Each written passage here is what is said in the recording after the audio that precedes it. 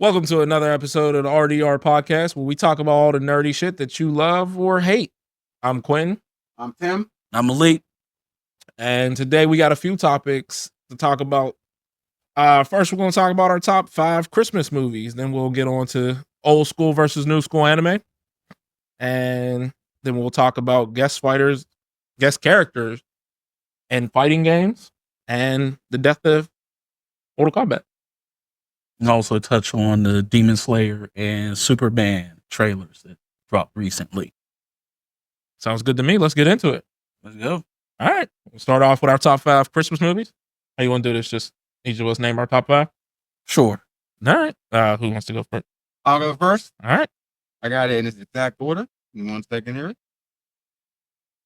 I'm going to disagree with some of my notes. First of all, Malik hates Christmas, so I love Christmas. I just think Christmas he movies is not a cheerful. He's not a cheerful person at most all. Christmas movies are terrible.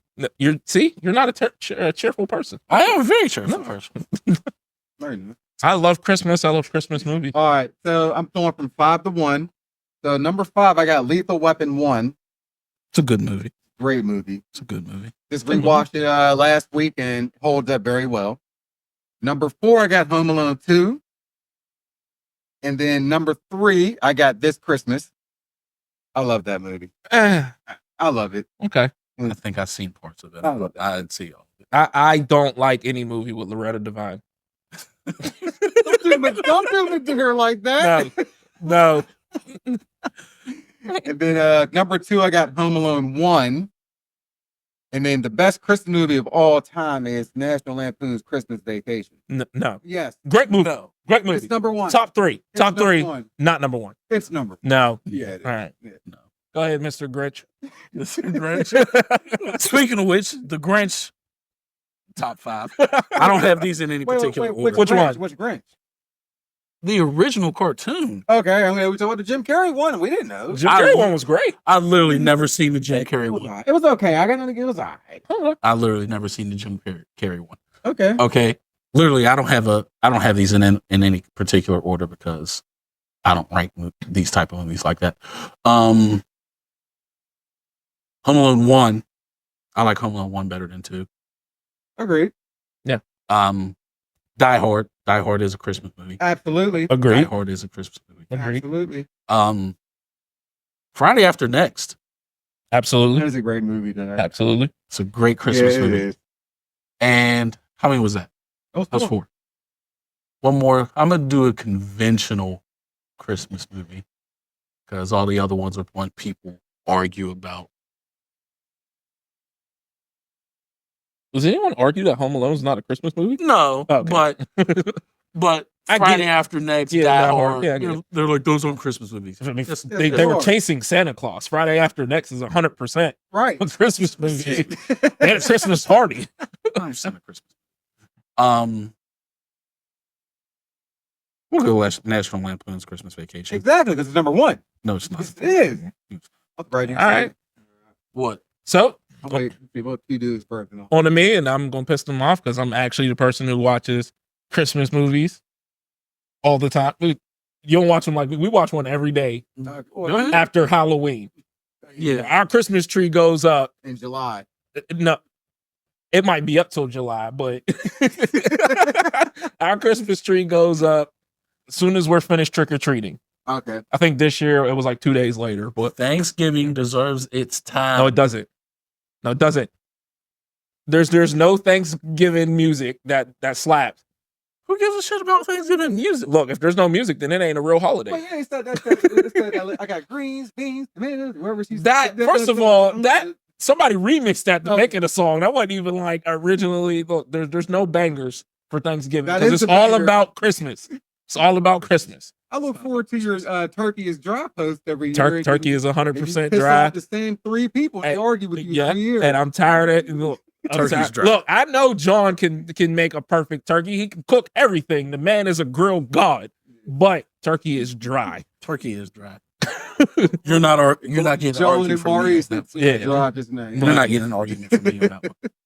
Anyway, All right. number 5 for me is I'm sorry. I blanked for a second. Number 5 for me is Home Alone 2. I love it. I love it. 4 is Die Hard. 100% a Christmas movie, like you said. Great movie. 3 is Friday After Next. Okay. 2 is Home Alone. And number 1. Yeah, number 1. Actually, I'm sorry. 2 was actually my 6. My 5 is Jingle All the Way. I know. I forgot about Jingle. Jingle All the Way is my number 5. I apologize. That's a good Look, one. I grew up loving the movie. I did like Jingle. Hey, I love when Arnold Schwarzenegger is trying to be Turbo Man and he's like, Timmy, you don't need Turbo Man. You got Turbo Man. Like, we all know your voice. You should have known it was him. And then the wife's like, oh my God, it's you. Like, yeah, he has a very distinctive voice. And Bill. Yeah, and Bill. Like, yeah. So love it. So sorry. Home Alone 2 just missed the cut. Home Alone 1 is at 2. And the best Christmas movie of all time is Elf. Elf is stupid. It is Elf. Elf is stupid. It is Elf. That's because neither of you know the best way to spread Christmas cheer. Exactly my point. If you watched Elf, you would know the best way to spread Christmas cheer. I'm a Grinch. It is singing loud for all to hear. Well, I'm a Grinch. It is the best Christmas movie of all time. I do, I got Christmas Vacation right after that. Christmas Vacation does have my favorite gif of all time, where he's driving and he's like, I love that. I love that is top tier. Hilarious movie, but didn't make my top 5. But there's one movie that's noticeably missing from all of our lists. That's A Christmas Story. No. And that's because that movie is terrible. I hate that. I don't hate it. It's so stupid. I don't hate that movie. I don't hate it like y'all. My wife hates it. Jazz absolutely despises the movie.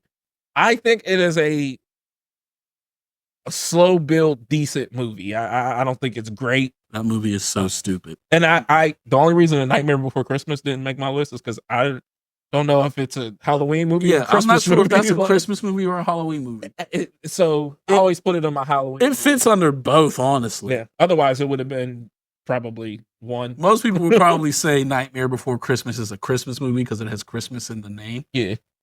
But it feels like a Halloween movie. It too. 100% So it feels like a just, Halloween Yeah. But can't forget Batman Returns too. That's another great Christmas movie. Was that the one with Mr. Freeze? No. That's the one with the penguin and Michelle Pfeiffer. Okay. No. That you were talking about, that was Batman and Robin. Oh, okay. God, Yeah. With the nipple suit. oh, But yeah, Batman Returns. That's Batman Returns is a good movie. my favorite one. I mean, Danny DeVito. Come on, like that. It's not my favorite. It's my favorite, It's my favorite Keaton one. but perfect. It was just the perfect casting. Danny DeVito, perfect. huh? Yeah. Yeah, I mean, 5'1" and round, like it's perfect. I'm gonna be honest. I don't remember most of those movies. Like I haven't watched them in It's so over yeah. 2 decades. Yeah. So I did watch Returns not that long ago. I didn't realize at the time as a kid, but then I rewatched. I didn't realize that was Pee Wee Herman in the beginning of the movie.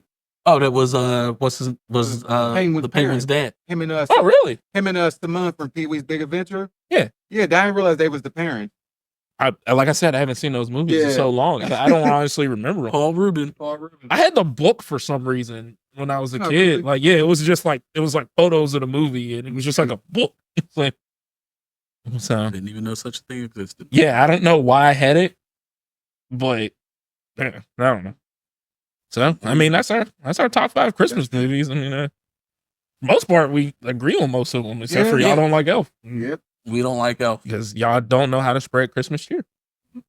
I mean, come on, man. Zoe Deschanel, I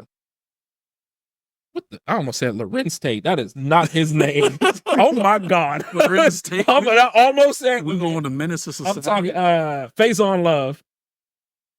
How was that even? How does That's what I Lorenz said. Tate That's it. and Phase on Love even That's- come close? That's to why I each said I almost, and then I'm like, no, that is not him. Menace is one of my favorite movies, though. By the way, No, absolutely. Without a doubt. come on, man. I mean, the movie it's hilarious. I don't find Will Ferrell, very funny.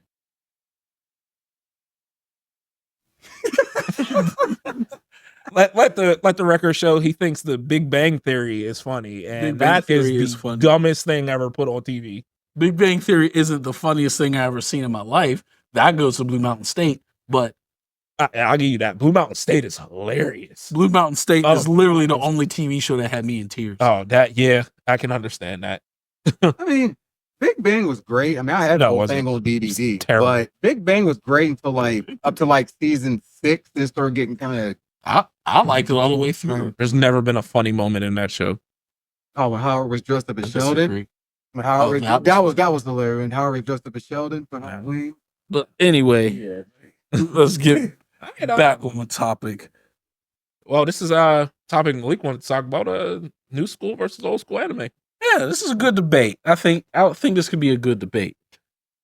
On a broad scale, what is better, current anime or 90s, early 2000s anime? In my opinion, I think current anime is better. We have more classics that are 90s, 2000, but I personally can see several of the current anime surpassing if you take nostalgia out of it. I'm old, so I'm leaning towards the 90s, 2000s, unfortunately. But I do like how today's anime is actually bringing more people into it now, because, this was 20 years ago. We all got side-act for liking anime.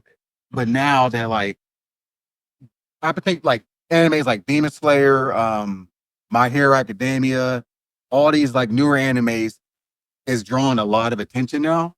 And a lot of people are picking up and watching it now. Now they're and they love the animation is a lot better than what it was back in, back in the JoJo days, early JoJo days, or Fist of the North Star days, and that type of stuff. Even One Piece earlier days, but the animation looks so gorgeous. And I was never a big animation guy, but just even watching Demon Slayer when the sound Hashirama fought Upper Six, and I even had to pause, and I was like, yo, this shit is gorgeous. And I'm not a big beautiful animation. I'm not really into all that, but I had to say God damn, this is gorgeous. You know what I mean? So, but to me, I still like the older ones. I can't let the nostalgia go. I know I have to put it to the side, but I can't put nostalgia to the side. I can't. So I agree with you about the new animation bringing a lot of people in. I think the stigma behind anime has gone away for the most part. But it's going down very much. Yeah, but growing up, all my friends, we would rush home to watch Dragon Ball Z. Absolutely. So this whole, everyone, you hear it a lot. Well, people hated me because I watched anime, or they thought I was weird. No, you were weird because you were weird. Right. When I first met Jazz, I still had a Dragon Ball Z notebook. No, I'm sorry. When I first met her, I was in the Pokemon cards because we were young. But when we first got together, I had a Dragon Ball Z notebook. Nobody cared. Right. You know what I mean? My daughter was getting her hair done, and the girl that was doing her hair, her husband went to elementary school with me. Okay. And he was like, "Oh man, your dad was real into Pokemon."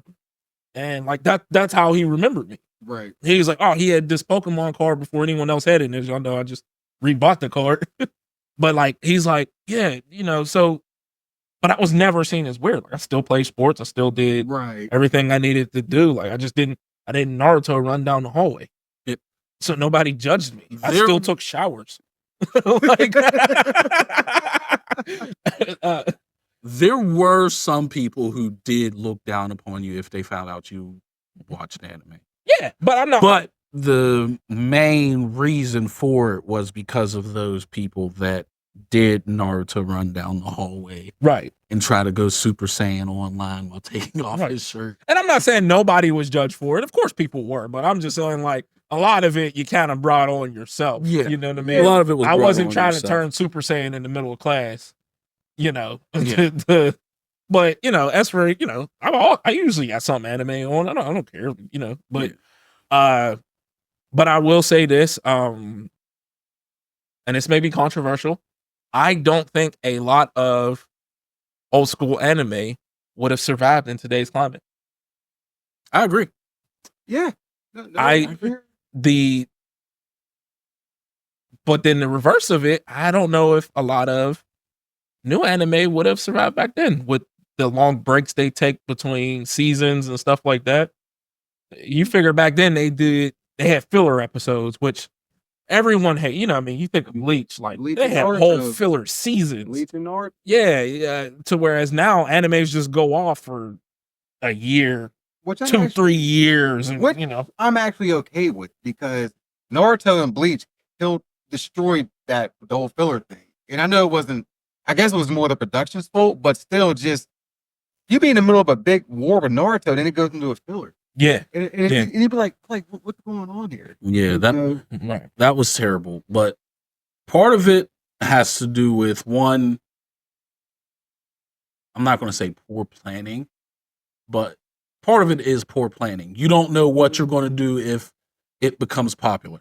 Right. Because say Naruto, when it first was released, it wasn't done. No. So they didn't have a plan on what they were going to do as far as anime goes whenever they caught up to the manga.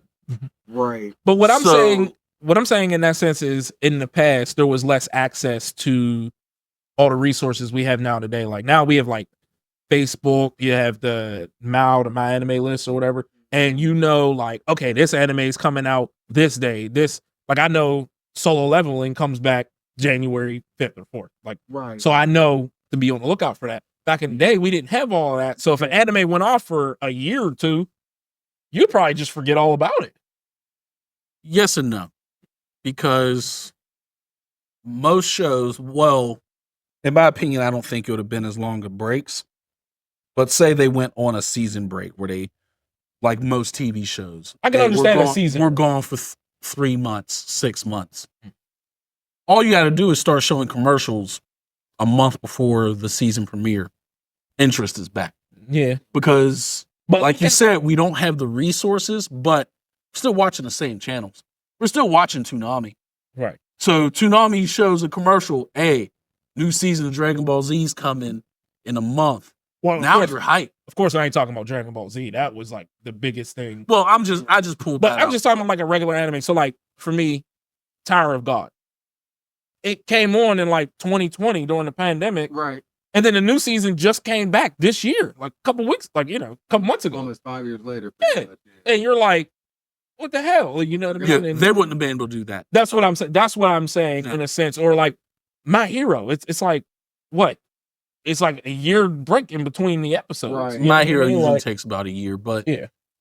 I like the breaks because it allows them to get more Further. source material. Right. Like we seen what happened in different situations where they ran out of source material. Naruto, Bleach did fillers. Full Metal Alchemist, the original one, just made up the rest of the story. Yeah. They legit just like, you know what? We'll just take it from here and make up what we think's going to come next. That's why Brotherhood is better, though. Yeah, because You know what it was I the original. Exactly. But the issue is a lot of stuff in Brotherhood that was covered in the original is sort of glossed over. Like the whole Shao Tucker thing. That was one episode in Brotherhood. Mhm. That was several Mhm. in the original. You got time to learn exactly what's going on. It wasn't just a gloss over. Mhm. The whole thing with Yoki was barely even mentioned in Brotherhood. And that was covered in depth in the original. Real quick, Shao Tucker did nothing wrong. And Do I not- am tired of Don't this stigma start that he is such a bad person. There was a thing the other day. It was 9 characters. It was like Shao, Griffith, Tired of him getting too.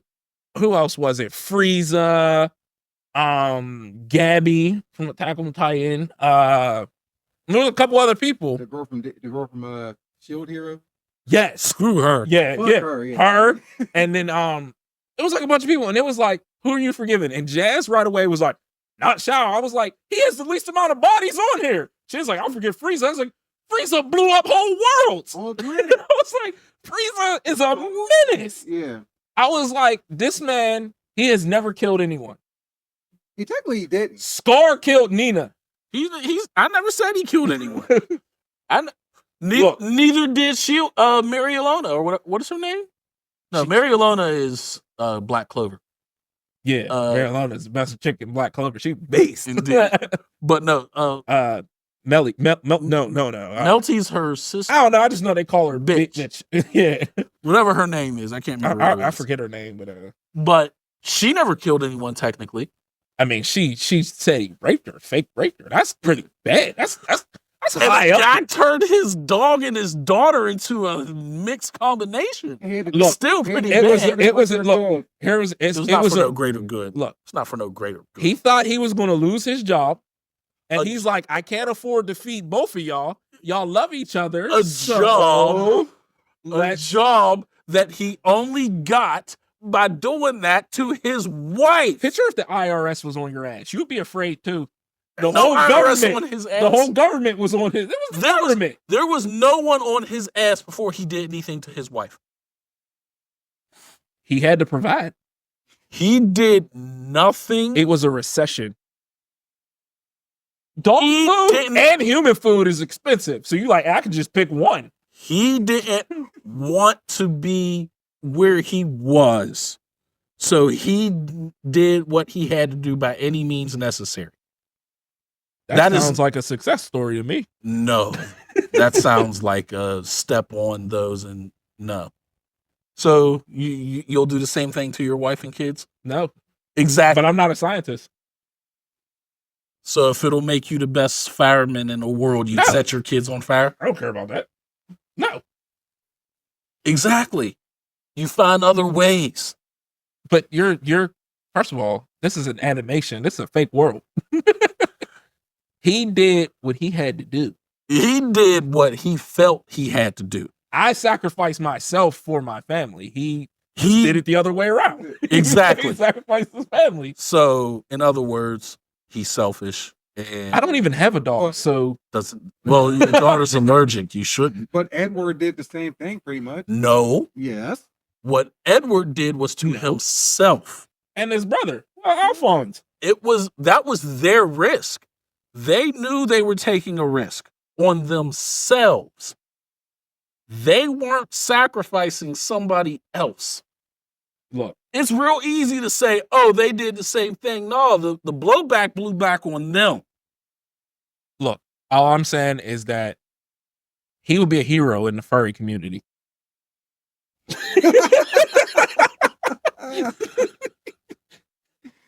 Look, you want cat girls, you gotta break some eggs. Moving on. Let's get back on topic because the whole Shao Tucker thing can last an entire episode. But I do agree to a sense that there is a lot of new anime that I think, to me, Attack on Titan is one of my all-time favorites from beginning to end. So, and I think we do watch a lot of old school anime with rose-colored nostalgia glasses on. Absolutely. Like me, I love Yu Yu Hakusho, one of my favorite of all time. Still holds up well too. Yeah, Hakusho's great. Yeah, so to me, it's always going to be in my top 3. I love Dragon Ball Z, but I can look at it and be like, wow, this really wasn't that good. Dragon Ball Z is a GOAT pioneer anime. Yes. Yes. It is terribly written. And that's what I'm saying. But when I watch it, and people are going to be so mad at me for saying that, but the writing of it, the storytelling of it is not good. But when I watch it, it still takes me back to being that fourth grader running home to try to sit in front of the TV. Yes. To catch it on Toonami. So that's how I watch it. But yes, it's not great at all writing wise. But I mean, pacing wise is absolutely atrocious. The pacing of Dragon Ball Z is atrocious. I'm not disagreeing at all. That's why I'm saying that. Now, let me just say, I am speaking to the anime, not the manga. So, all of you out there say, well, in the manga, I'm talking about the anime. I'm gonna take you one further, and again, I'm not a Dragon Ball Z hater. I love it. Super was terrible. I'm sorry. Super had its parts for overall. After Goku Black, Super was just Goku it felt Black like the writing went out the window. Was, in my opinion, the worst storyline. Like Goku No, Black, man. Yeah. Goku Black. I hate you so much that I'm going to become you. Yeah. If that's not stupidity in and of itself, I don't know what is. Jealousy's a hell of a drug. Yeah. Pure jealousy? I'm not upset of jealousy. I'm fine with jealousy, but saying I hate you, I don't like you that much that I'm going to become you, that makes no sense whatsoever. I mean, you know what? I seen someone recently said it should have been Gohan Black. That would have been dope. Gohan Black. That would have been dope. But I mean, he took over essentially his body. Yeah. And because he was more powerful than him. Yes, but it's the same thing basically Captain Ginyu did. Like, you're too powerful. Switch bodies. See, but it was different with Captain Ginyu because Captain Ginyu's like, I said essentially. Like, yeah, Ginyu was like, oh no, we can't have this. We change it because I don't like being weaker in this situation. Look, right. I'm just saying the Tournament of Power to me was really dumb, except for I get it. The slide up, Kamehameha was amazing. That was one, and it was amazing to see. I get that. But I mean, the whole idea behind the Tournament of Power was just kind of like, here we go again, another tournament, another just to bring them all back. Yeah, Dragon Ball Z, make PyCon canon. Yes, make PyCon canon. Dragon Ball Z has the burden of diminishing returns because the premise of it, what makes it great, is also its biggest weakness. Because what makes it great is through hard work, you can achieve your goal, the next level. But as far as the anime goes, you already know what's going to happen at this point. Someone's going to pop up. They're going to be really strong. Goku's going to find the next level. Yeah. And then beat him. Mm-hmm. Well, I mean, and then the Vegeta stands against Android 17 was really the hero in the end. Yeah, but I'm just saying in general. Yeah. That's the general guideline. Someone really strong shows up. Goku finds some new level. You're forgetting beats him. Vegeta talks smack and gets beat up. And then, everyone's like, where's Goku? And then Goku shows up. Yeah. Gets a new hair color. Yeah, that's what I'm saying. It's just, after so many hair colors, you just kind of become like... Watchmen for Pete. Yeah. Which is why, you know what I mean? You can look at, like I said, I look at Dragon Ball Z as still like that kid watching again. Because it's like, if I watch it and I want to like critique it as an adult, I'd be like, I don't want to watch this. Yeah. So I kind of like got to put on that, you know what I mean? That, oh man, I'm just remembering why I love this when I watch it. But like Yu Yu Hakusho, I could watch. I throw it on right now. Yu Yu Hakusho is incredible. Hunter, throw it on right now. You know what I mean? Of course, I could always go back and watch any of the big three. Yeah. Except for, the Full Bring arc. That was like awful. Have you rewatched Naruto fight? Like fights? Yes. Now? I mean, even though one of my top 10 favorite fights is from Naruto, but Kakashi versus absolutely. Yeah. Kakashi versus Obito was one of the most beautiful fights I've ever seen. The animation back then was like, I know it's been 20 years now, probably animation is better now, but just like, I remember when they first showed the first big time they did her animation was the Rock Lee Gar fight, which I think is severely overrated, but just later. Really? Yeah, don't get me started on that damn fight. Bro, come on. Rock Lee dropping the weights is when everyone was now hooked into Naruto. Yes. But as soon as you get to that moment, you're like, all right, I'm here for the long ride. Well, that was the big fight everyone watched because actually, when Naruto first came over here, people got it imported over here. Like it wasn't even on TV yet. Like my friend Matt had it on DVD, but it was all like it was in Japanese. I remember going on streaming sites to find anime. Yeah, when YouTube got big, when YouTube started getting big, that's when he was able to watch it on there. But that was the first fight everyone saw. And that was like episode like 48. That wasn't even like, so you didn't even see like the Zab. No one knew about the Zabuza fight. Like, you know what I mean? And obviously when he, you know, like The Zabuza fight was overrated. really, Yes. Everyone hypes that fight up like it was great. It was good. it was not decent. great. Yeah, it was decent. Like everyone hypes it up like it was like it's up there with the Rock Lee Gara. Guard. They hype it up like it's up there with Rock Lee and what's his name, the sick guy where he Kimi Mara. I I think that fight was better than the guard fight, the drunk boxing. It didn't last long enough. It didn't last long, and but Kilby was everyone just loved the Rock Lee. Everyone, if you know me, everyone knows I hate Rock Lee, but everyone was like he did a great job, but he lost both fights. He lost both fights. Okay, semantics. Yeah, but still, I mean, That don't mean he's any less lovable. I mean, it was cool. He's out here boxing with superpowered gods, and he is boxing with them. Like He put He's straight Sasuke head. in a blender. yeah, Oh, we don't like. so much that Sasuke had to instill his move. Yeah, I know. He was terrible. At it. Sasuke is my least favorite character besides Tenten. So and Kiba. Then it's Sasuke. I mean, they're useless. I like Kiba better than Tenten. Yeah, I have to agree with Malik on that one. They could Only because of Akamaru. I don't care. Still better than But- Tenten. Tenten is useless. I'm not gonna fight for Tenten. But overall, like you said, like I still like the nostalgic side of it though. But I do like how like a lot of the new anime take a lot from that stuff. Yes. From back then. Mhm. Like Yes, they pay homage. big time. But I'm going to say current anime is better on a whole scale. There's no fillers. No fillers is part of it. The pacing is my biggest thing. The pacing is so much better now. Agreed. I can agree with that. 100%. Like- Absolutely. Because I'm sorry, you love One Piece. That, what is his name again? Oh, fuck. Into No, the dude, the fucking big fight with Big Mom's son. Oh, Katakuri. Katakuri. The Katakuri fight was like 25 episodes. I'm pretty sure it was like 40. I looked it up. I'm I looked it up. I think it was 21 yeah, I'm just joking. Yeah. Like, why? And then they stop and take a break, go eat some cake. Like, what? That's terrible. That pacing is absolutely horrendous. So Dragon Ball Z, the pacing is terrible. There was whole episodes of just someone charging up. So with One Piece, the problem is that they do one episode per one manga issue. And that is the problem with their pacing, which is why they are re-releasing it.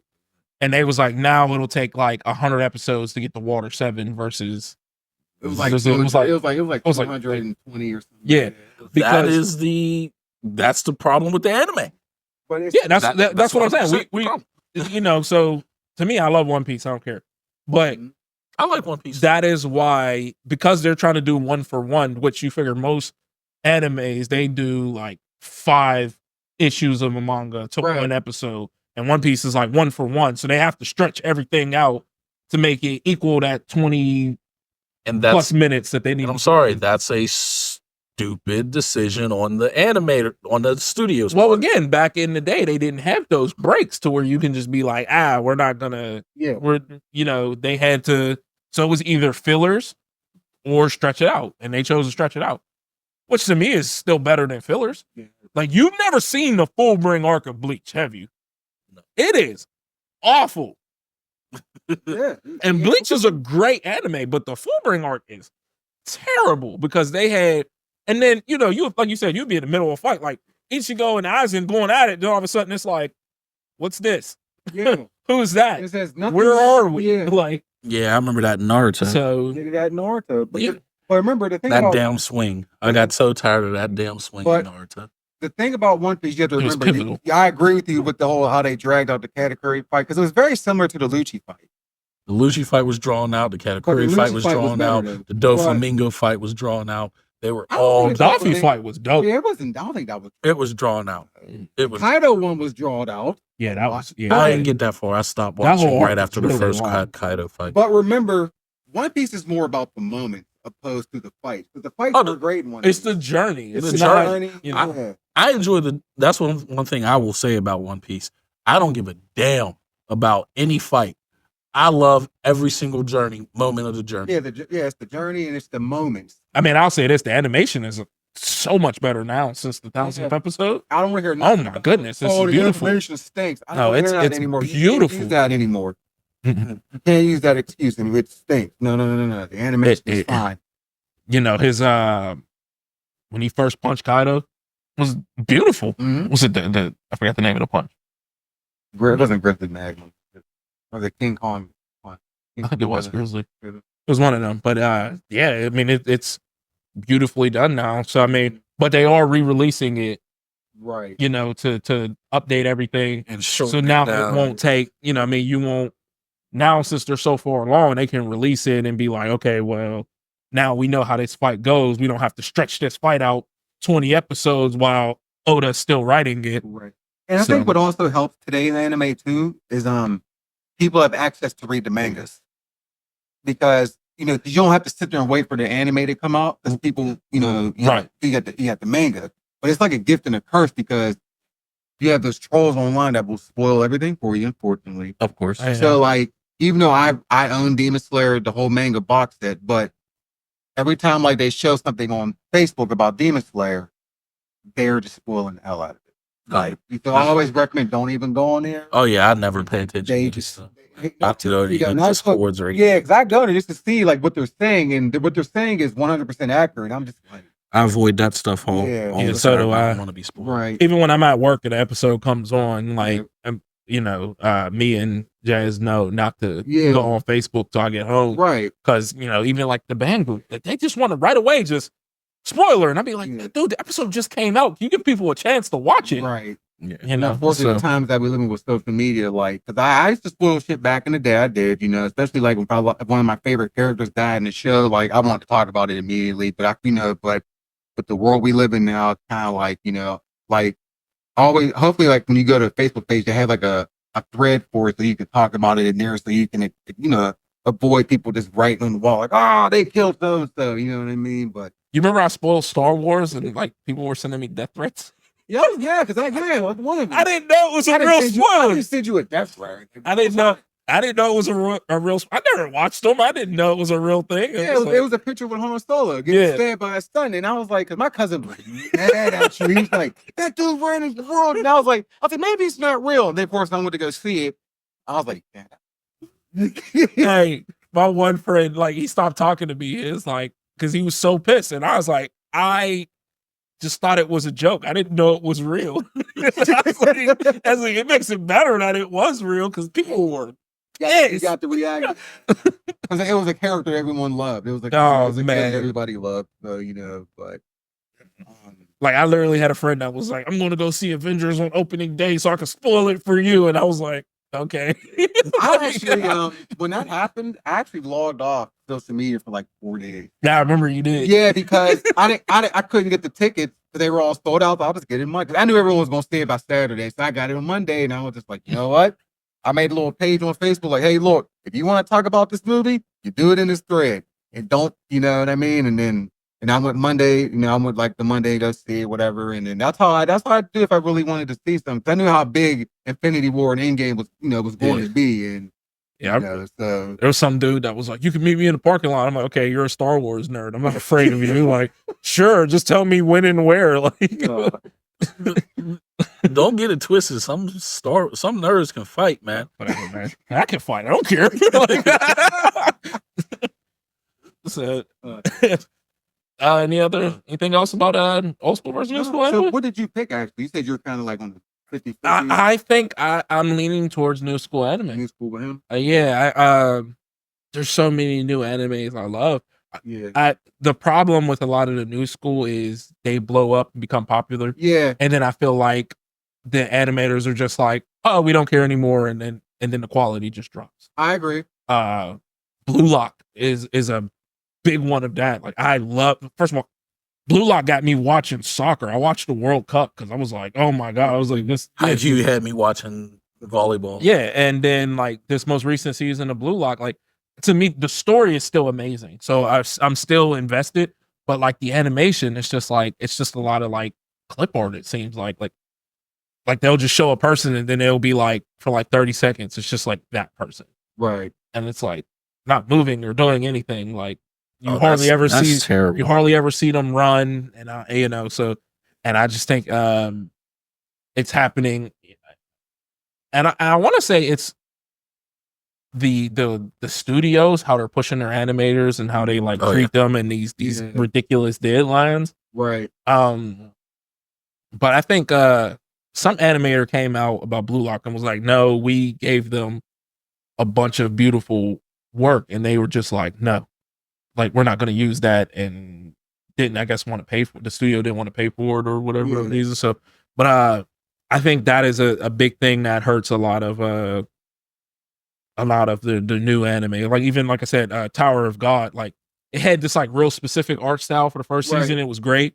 And 4 years later, it comes back. Now it just looks like another any other regular anime. Right. You know, so I think that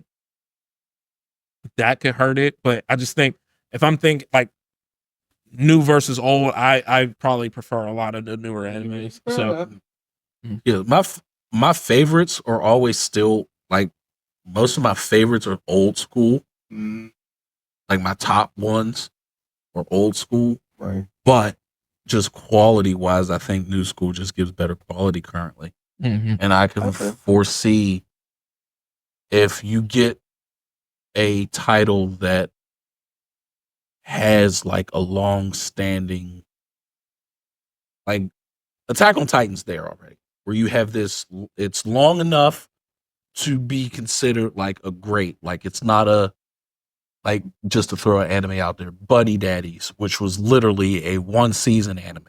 Right. There is no season 2. I think that was too close to Spy Family. Spy Family. I still enjoyed it though. No, I enjoyed Buddy Daddies too, but I just think it was just too, because it came out around the same time, and it was just like, Spy Family, of course, was the bigger anime. But like, so even though Buddy Daddies is good, it's too short to really make any kind of mark. But some of these longer ones, that Attack on Titan, I could see, at one point I could see My Hero, but the fall off on that one's been big. Well, they're about to do the final season. Well, I think Demon Slayer really hurt them too. I don't know. I'm talking about a lot of people don't like where the story's going in My Hero. First of all, the anime community, what I've learned is they just like to be angry for no reason. It doesn't matter what it is. I wish you MFers never learn the word mid. I am so sick of it's mid, it's mid, it's mid, it's mid, it's mid. Everything is mid. Like that Kendrick album? Shut up. Damn Drake fans. Anyway, like I'm so like everything. It doesn't matter how great it is. Every single thing is mid. There's always going to be a person. It's mid. It's mid. It's mid. It's not cool to hate popular things. It doesn't make you cool. There's someone that always wants to be the contrarian. Just absolutely leave them be. Yeah. But I'm just saying, like, but they are about to do the final season of My Hero, and then My Hero Vigilante starts next year too. Oh, they're doing an anime of Vigilantes. Mm-hmm. It comes out. It comes out first, and then the last season starts like a couple months later. Oh, I did not know that. Yeah. I don't know if you read Vigilantes. I read a little bit. Yeah, not much. I don't know too much about it, so I haven't. I'm all I care about right now is Solo Leveling. Solo Leveling is good, so good. Yeah, but y'all ain't even see nothing yet. Like Jim Woo just getting started. But yeah, I can definitely foresee anime like Naruto and Dragon Ball Z being passed up. Oh yeah, should just be like Demon Slayer. I don't know if it's going to be long enough. I think there's less forgiveness now for when they mess up too than in the past. Like I feel like if you messed up in the past, they were like, like not like a Full Metal. Like you said, the first one was like they just made up the story, and you're kind of like, it wasn't bad, but it was like, but then there was like, okay, let's do it again. Like I feel like you don't get that in today's world. Like you get one shot. If it's not great, it's like forget it. I don't think that's true, because there's a lot of people clamoring for people to remake some of the anime that didn't. Like look at God of High School. We'll probably never get another one of that. And They fumbled God of High Okay, School. so They did. to me, the animation was just fine until I read the manga. Once I read the manga, I was like, "Oh my god, did they fumble this?" They fucked up the pacing in the completely opposite direction of old school anime. They went too fast. Yeah, and then they changed the story, like how the tournament really worked and everything. And I mean, I've read a lot of that manga or that manhwa, however you say it, and it's amazing. And I'm like, I really wish they would redo this, but I know they're not going to give us another chance at it. I don't think. Right. All you need is someone with enough money to take enough interest in it, and it can be done. It's just a matter of a company willing to take the risk. Mm-hmm. Yeah, everybody wants to take the safe route. Yeah, it's just safe route. Lose money. Well, that's why you're getting a lot of remakes of crap. Yes, you know, safe route. Yeah. Yep. So. All right. Guest characters in fighting games. Go right on ahead. I know you got your soapbox to stand on. I'm tired of guest characters in fighting games. I understand it is a smart business practice. I get it 1000%, but I am tired of them recycling the same guest characters. You know, I think when it's done right, it makes sense, but I hate when they add a character that just makes no sense to like that world, like Negan in Tekken. Why? But apparently, that kind of saved the game. Really? Yeah, apparently Tekken. He's not even a fighter in The Walking Dead for real. No, he would have made more sense in Mortal Kombat, but apparently the guest characters saved Tekken. Because they opened up with Akuma for Street Fighter, which was actually really smart. I get that. It's just Negan in The Walking Dead wasn't much of a I agree fighter. He, of course he bashed Glenn's head in, but he wasn't going out there like boxing with people. Like, right. You know what I mean? So it made no sense. Yeah. I'm glad it saved the game or whatever. But and apparently Noctis was the other one too from Final Fantasy 15 for Tekken 7. Oh, okay. Yeah, apparently, because everyone was like, apparently they I don't know if you know who Maximilian Dude is or whatever, but like he was saying how like apparently these companies, I guess he has some pull or whatever, but he said these companies have this stuff like drawn out like years before they release these characters. So like how they just released Clive from Final Fantasy 16 and Tekken 7. I mean Tekken 8, sorry about that. And a lot of people are pissed about it because they're like, why is Clive in Tekken? Like because it worked out for Noctis, but apparently this was picked out like 2 years ago. They had this. I don't like it, but I understand it. But it's just like I feel like the way they're changing these new games, they're making it so offensive now. I feel like some of these legendary past characters deserve to get back into the game with the way these new mechanics are and stuff now. But unfortunately, but again, a lot of past characters don't really sell the game. It just brings hardcore fans like myself to play the game, but they want newer. Like I know you're not a big fighting game fan, but they want you to play the game because you know what I mean. Which to me is when you catch my interest, like when they added Omni-Man and Homelander. Yeah, like, but to me that made sense. Like, okay, like yeah, these guys are kind of brutal. They're killers. They belong in a Mortal Kombat game. It makes sense. It's just that sometimes I'm like, does this person really like belong here? Does this make much sense? And that's where they lose me. Okay. As a casual fighting game fan. Right. But Mortal Kombat 11, they did it perfect. Like I enjoyed all the guest characters in Mortal Kombat 11. I'm not gonna lie, like especially seeing like Rambo and Terminator and RoboCop, and I was like, yeah, it's kind of dope. Like I ain't gonna lie, you know what I mean? But they did it right. You know what I mean? But I feel like this needs to don't stop doing it, but just slow down a little bit. You know what I mean? With me trying to be a heavy Street Fighter player again, I don't want to see 2 guest characters per season. I know this is the first season they did 2 guest characters because the last season they didn't have any guest characters. But this season they got 2. We got Terry and we got Maya.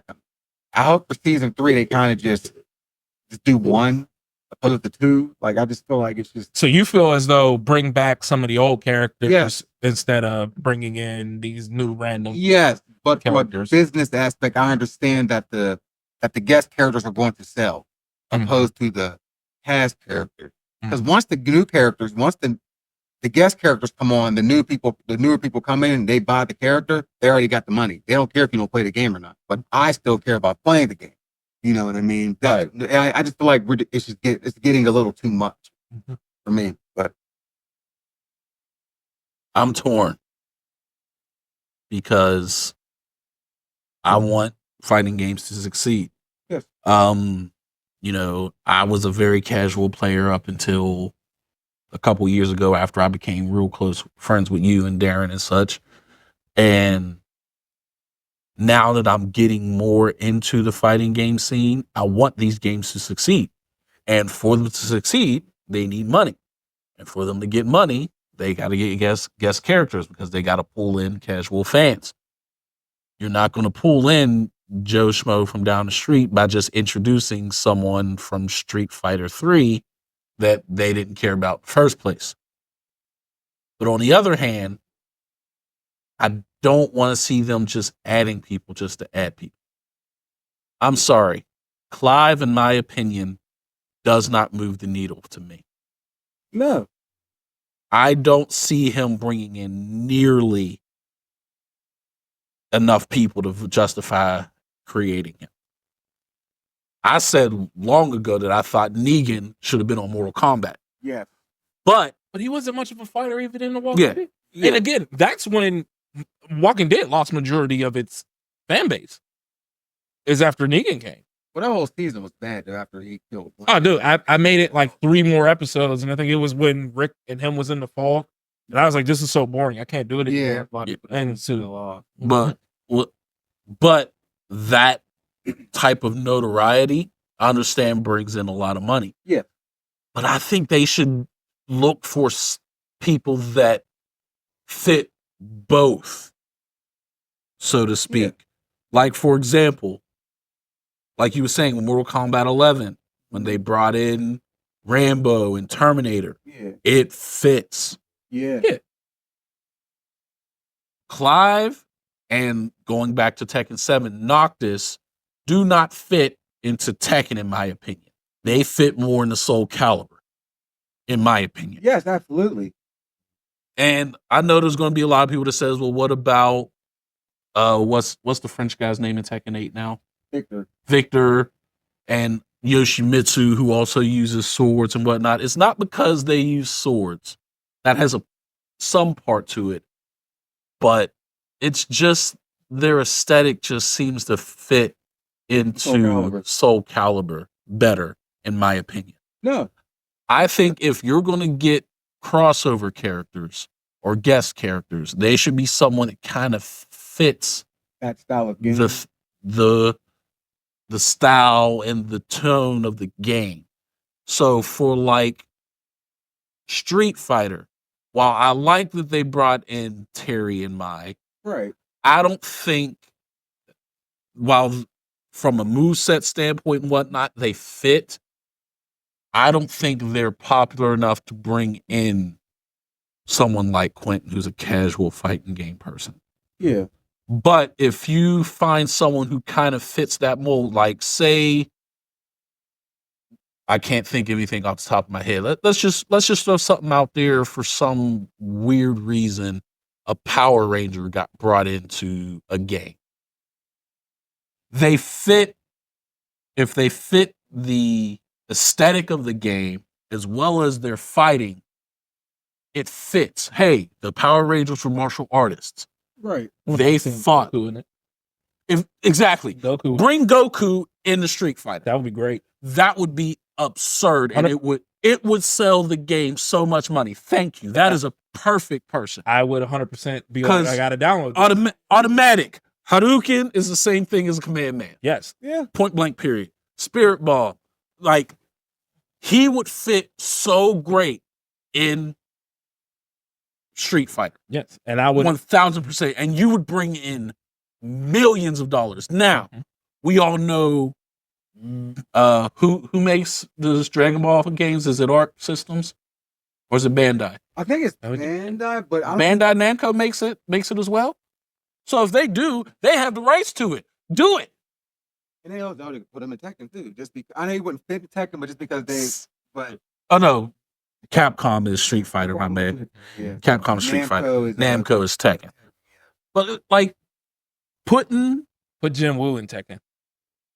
yes, That would be great. yes.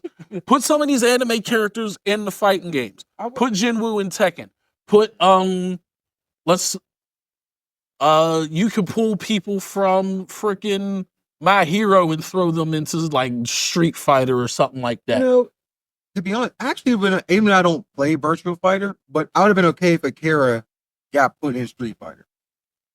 See, Virtual Fighter. while I wouldn't mind it, I don't see that as a needle mover that would make them money. That's fair. I see what you're saying. I'm trying to find that perfect blend that fits the aesthetic of the game, but will also bring them in the money they want. Someone like Goku in the Street Fighter fits a million %. And people, you said people would just get it just for Goku. Yes. You know, But us as real Street Fighter players could see him come in the game and be like, he fits. I wouldn't mind trying him. right? Just because everyone knows who Goku. Everyone knows who Goku Even is. if you don't even watch anime, you know who Goku. Yes. And but also one thing I like what Capcom did in Street Fighter V, they branched out in their own company. They took Akira from Rival School and they put her in Street Fighter, and it worked. Yeah. But again, I know she's not as big as Goku, but I'm just saying. But like, I would be okay if they did that type of guest character. Yeah. They pulled from their own backyard, and don't put Mega Man in it, but just I'm okay if they pulled Akira back, or if they pulled Roy from Rival Schools, or Batsu, or you know what I mean, or shit, even Morgan. I don't even care. Just I'd rather them pick out of that. But again, from a business aspect, obviously that type of guest character will work. Like like Goku or whatever. You know. Yes. I think I actually want to start that campaign, Goku for Street Fighter, because I think he would be amazing in Street Fighter. How about Yusuke? You're a Meshi. Yusuke would work well too. Yeah. Street Fighter, that'd be great. I think he would fit better, but also Goku will sell more. The Spirit Gun would be great in that. Yes. Yeah, that'd be.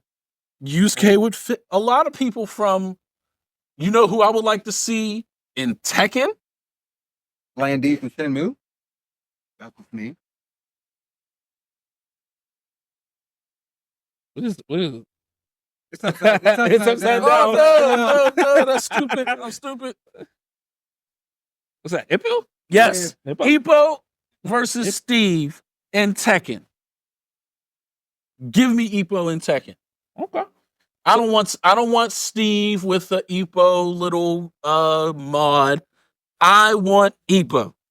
So I wanted to know, when did this really start? Like the DLC characters? The first one, according to this, is Freddy Krueger in Mortal Kombat 2011. So, but before that, you know, there were like system exclusives like Earthworm Jim in 1995. I remember like Spawn and stuff in the Soul Calibers. Yeah, so Yeah. you know, a lot of them are like in the main roster, like the base roster. Mm-hmm. So I wasn't really like considering them because Yeah. like, they came with the game. Yeah. You know, but I do see a whole bunch of them. Right. This says gone in 1997 for Tekken 3. Who is gone? Gone with the little dinosaur. Okay, I'm about to say I know they ain't talking about Hunter. Like yeah, Yeah. Gone was the little orange. Was he orange dinosaur? Yeah, he was a little tiny dinosaur. Yeah, and his ending in the game was terrible. It just kept replaying it over and over, and that's what it was. It ain't on here, and it ain't fully a fighting game. But y'all remember Michael Jackson, Bill Clinton, and Hillary Clinton on Ready to Rumble? NBA, I'm Ready to Rumble. Yeah. Ready to Rumble, yeah. Yep. Michael Jackson had the boxing gloves on. And he actually did the voices. Yeah. Oh, he did. Yes. Oh, he actually did the voiceover for his character in the game. Remember when Bill Clinton was on NBA Jam? I do. And Will Smith and Jazzy Jeff was on there? I remember them. Yeah. So, but branching or anything else I got to put in? So we're basically all in agreement. When it's done right, it's okay. Yeah. It's the problem that it just feels like they're trying to force certain characters in, like you know, that don't tend to make sense. Yeah. Right. Yes. Like, yeah. And like I'm okay with the guest character, but just I want them just to slow it down a little bit. That's all. And like, but if I just want them to pick. Like I said, I'm speaking more from a fighting game lover aspect. I would love for them to handpick more out of their own backyard. Because like, if you like, I don't know if you know what SNK is. SNK does okay. SNK basically pimps out the same 4 people. It's Terry, from Fatal Fury, Geese from Fatal Fury, Hamaru from Samurai Showdown, and Nakaruru from Samurai Showdown, and nowadays through Mine. But they pretty much just use the same 4 people. Well, you tend to want to use your poster children, which makes sense. Like if you're going to add someone to your game, you want someone that most people are going to recognize. Right? But just to modify my thing, I'm no longer saying Goku for Street Fighter. Let's do Vegeta.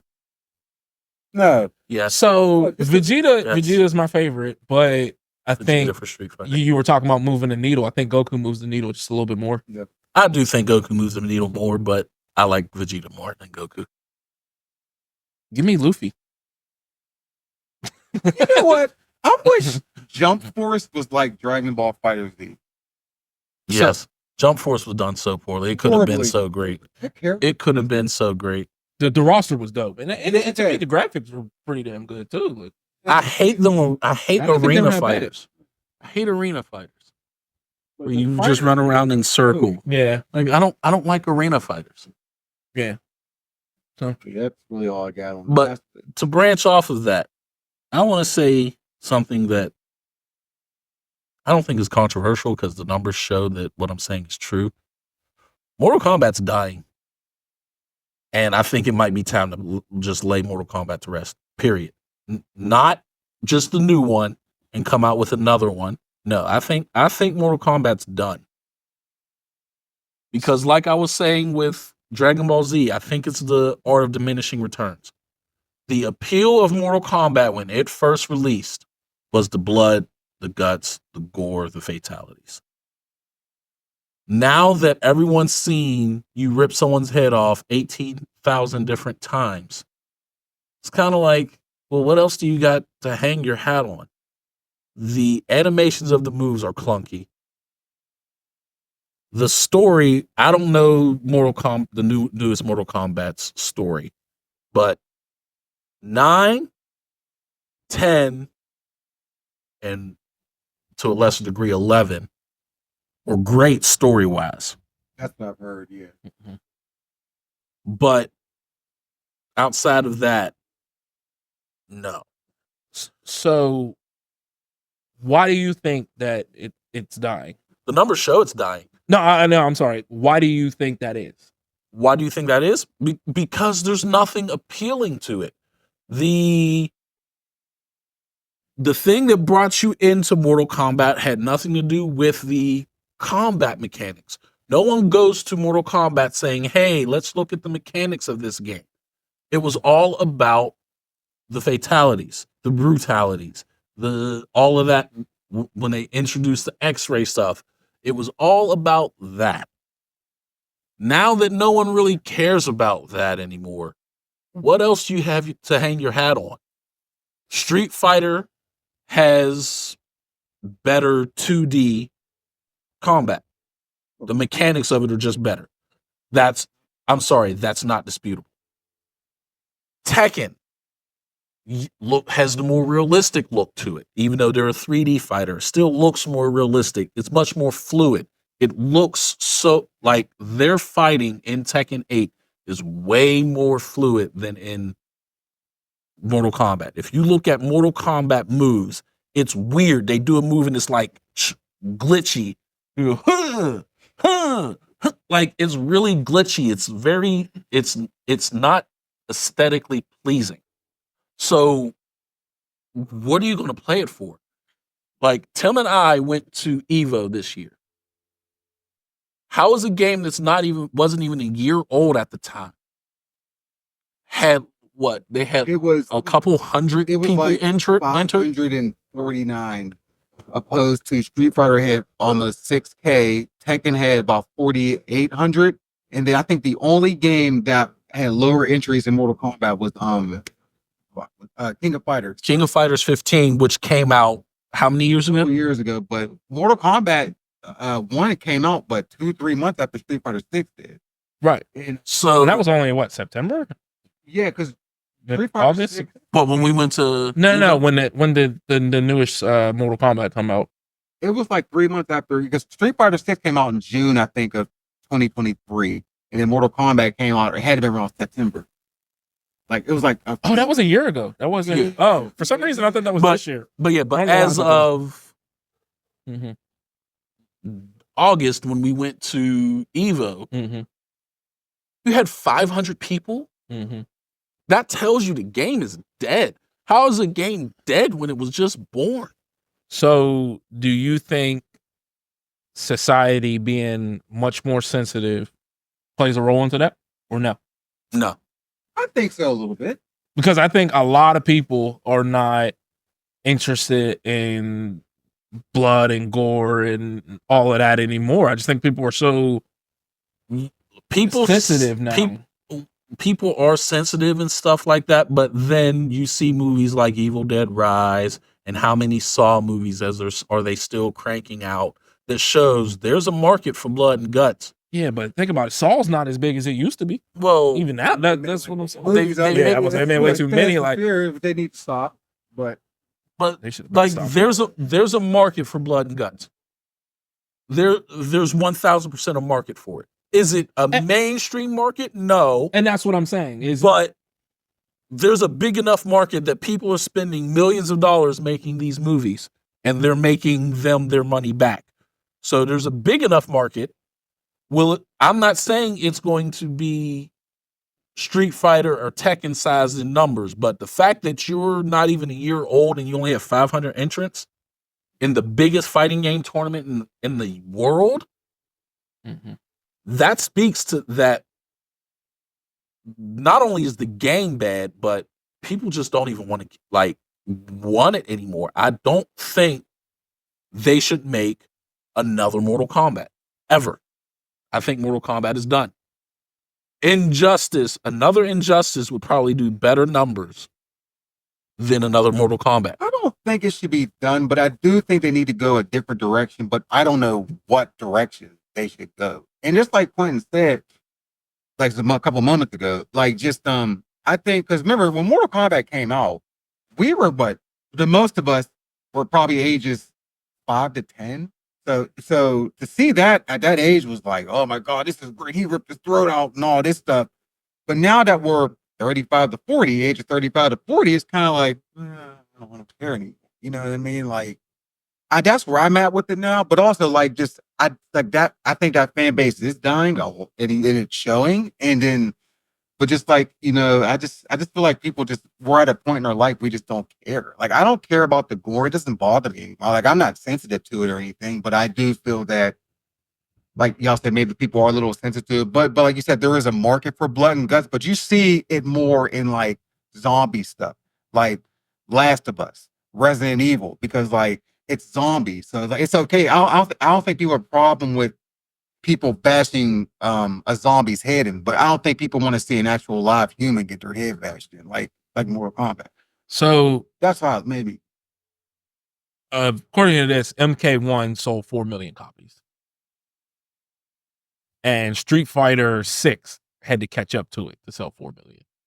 Yes. So is definitely not the interest in the game. It must be the playability and the longevity. There was complaints about the gameplay of the game. Right. There was. So, but I mean, 4 million copies is a lot. Apparently, people are interested in it.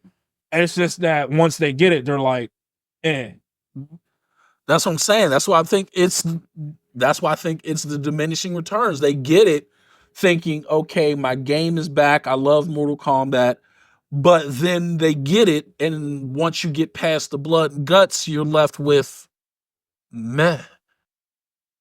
Like for me, because I played 11, like, so obviously when Mortal Kombat came out, like 2 is still my favorite Mortal Kombat ever. But when 1 and 2 came out, I was like, I loved it. I had 3. I enjoyed it. That's 3 of them that kind of changed a little bit, started getting all like the combos and all that stuff. Yeah. And then 4 was bad, but I still like 4. 4 was terrible. I liked it, but it was still bad. But after 4, when they got to like the 2000s, they started making some really bad ones. Yes. Armageddon. Armageddon was bad. Was Deception one of them? Deception was a game. I think that was pretty bad. Yeah. Deadly Alliance. That was bad too. People say that was bad, but my wife and I like Deadly Alliance. That's the one we liked, the one where they teamed up and killed Liu Kang. Yeah, everyone was mad about that. When the quarantine they broke his, this is stupid. I can't believe they ever killed Liu Kang. I remember everyone was so upset about that. And then by the 2000s, fighting games wasn't really heavy at that time, other than Tekken, because Tekken was the only one that was still like in Soul Calibur. They were still consistently bringing out games, but Street Fighter didn't even come. There was no Street Fighter game from until 99 until 2009. The Third Strike was the last Street Fighter. They had a couple like anniversary collections in there, but Street Fighter 4 didn't come out to 2008, 2009. So that's when like online was getting bigger. So people were playing like Call of Duties, the Halo 3s, 2, 3s, etc., and all that stuff. But when Mortal Kombat 9 and 10 came out, because I was like, I'm done. Then Rash was like, nah, look, I'll let you borrow my 10. Just play the story. Yeah. And then I played the story and I was like, that's dope. 9 and 10 is when they hit their peak. Yeah. Because when they actually made a story that was coherent, right. It was linear, but it wasn't. They made some creative decisions. You didn't just follow Liu Kang. No, you did a little bit with Cyrax. You did a little bit with Sub-Zero. You did a little bit with Scorpion, and it just wove to a perfect story, and it was great. 9 and 10 were great. 11, I love 10. 11 from a fighting game standpoint was just as good, but I don't think the story was as good. Yeah. The story wasn't as good as 9 and 10. They did the characters nice on 11. Yes. Don't get me wrong. 11 was a great game. The way they did Shang Tsung, how they did the dude from the movie. Carrie Torikon. Yeah, he come out as like the old Shang Tsung from 1, and then he turned into him. Yeah. I'm like, yeah, that was dope. Yeah, 11 was great. Right. From a pure game perspective. But from the storyline, you go back to 9 and 10. Right. So from the way I read this, Street Fighter 6 right away sold 1 million copies. Yeah. And it slowly grew to 4 million over the next year and kept growing. I believe it set up to almost 6 million. I believe. I don't know. I clicked off that page.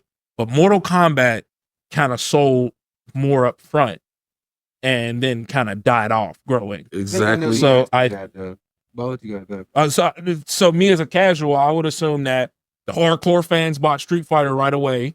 Yeah. And then people heard more about it and then they were like, well, let me try it out. And then they went and bought it. Yeah. So whereas Mortal Kombat, it's kind of like everyone's like right away, like, oh man, Mortal Kombat's back. Let me go out and get it. And then they're like, this isn't really not good. But I think the reason why Street Fighter sold what it did was because, again, I know you don't really know much about the launches of it.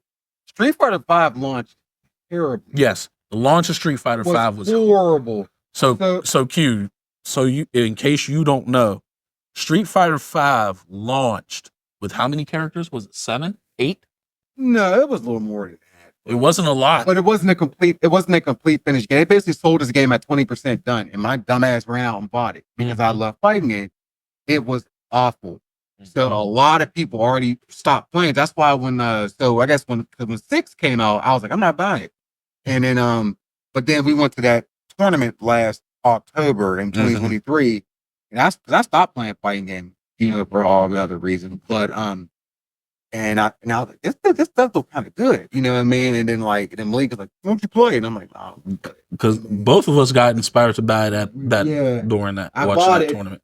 And then I bought it that October, and I didn't tell no one for like 3 months other than him, you know what I mean? But just I think when 6 came out, a lot of people wasn't like, they were still spurned because of the release of 5 launch. That's probably why Mortal Kombat probably did better in the beginning, but now you're seeing the change because now because a lot of people like Street Fighter 6. You know what I mean? They like how a lot of people feel that it plays well, it's balanced. They feel like it's very balanced and stuff.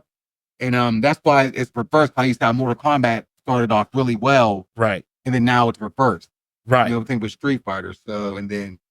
I know it still has it over 4 million copies. But so for me, when 6 dropped, I remember it was like a 2-hour like trial. Yeah. And I ended up playing that, and I was like, oh my God, I was enjoying it. Yeah. And I was like, I got to go buy this game when it comes out. And then it came out and something else came out. And then I was like, I'm not going to buy it. So, I mean, that's just from a casual standpoint. That's kind of what happened to me. Like, I enjoy fighting games. Yeah. But I don't like playing people. So that's why I don't like people. So that's why I don't get online and play. Grinch. Huh? You called me a Grinch. Yeah, during Christmas. I love Christmas. I don't like people. Okay. Like I don't want to play online games. So to me it diminishes the fun of a fighting game that you guys get from playing online and playing a bunch of random people. And like most of my enjoyment is playing against friends. I do like going to. I like going to casuals and just meeting up with random people and playing, but not everyone's for that. Yeah. But, yeah. Whatever. But yeah. So I mean, obviously, as it's not that the interest in the game is dead. Then it's that the game is bad. It's just a bad game. So you think it's just a bad game, and that if they come out with either improvements or a better game in the future, they'll bounce back?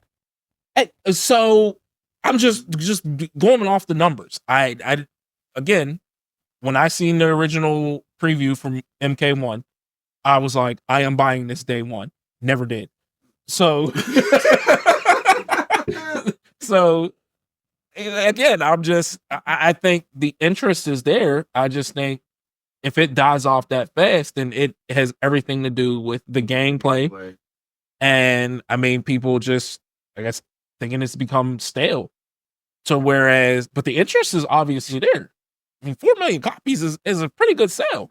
That's very good numbers. I just don't know if they can make a comeback. They need to go. I think they need, like I told you before, they need to go a different direction. I just don't know what they can do, but I think, like, I agree with you, it's dying, and it's dying fast. But they do need, if they want to save it, I don't know what Ed Boon's going to do, but I do feel they need to go a different direction. I just don't know what. Like the game, maybe, I think it needs something to do with the gameplay. I just don't know what they can do for it. I think they need to make this one. The animations need to be a lot less clunky. It annoys me how clunky the stuff looks in this day and age. Right. But even with the clunkiness, I think they should go back to Injustice. I think the fact that I don't think it's technically what they do. I just think it's the appeal of Mortal Kombat, in my opinion. Right. That's dying. I think if they were to say tomorrow, we're scrapping Mortal Kombat for the foreseeable future, we're releasing an Injustice within the next year, people are going to flock to it.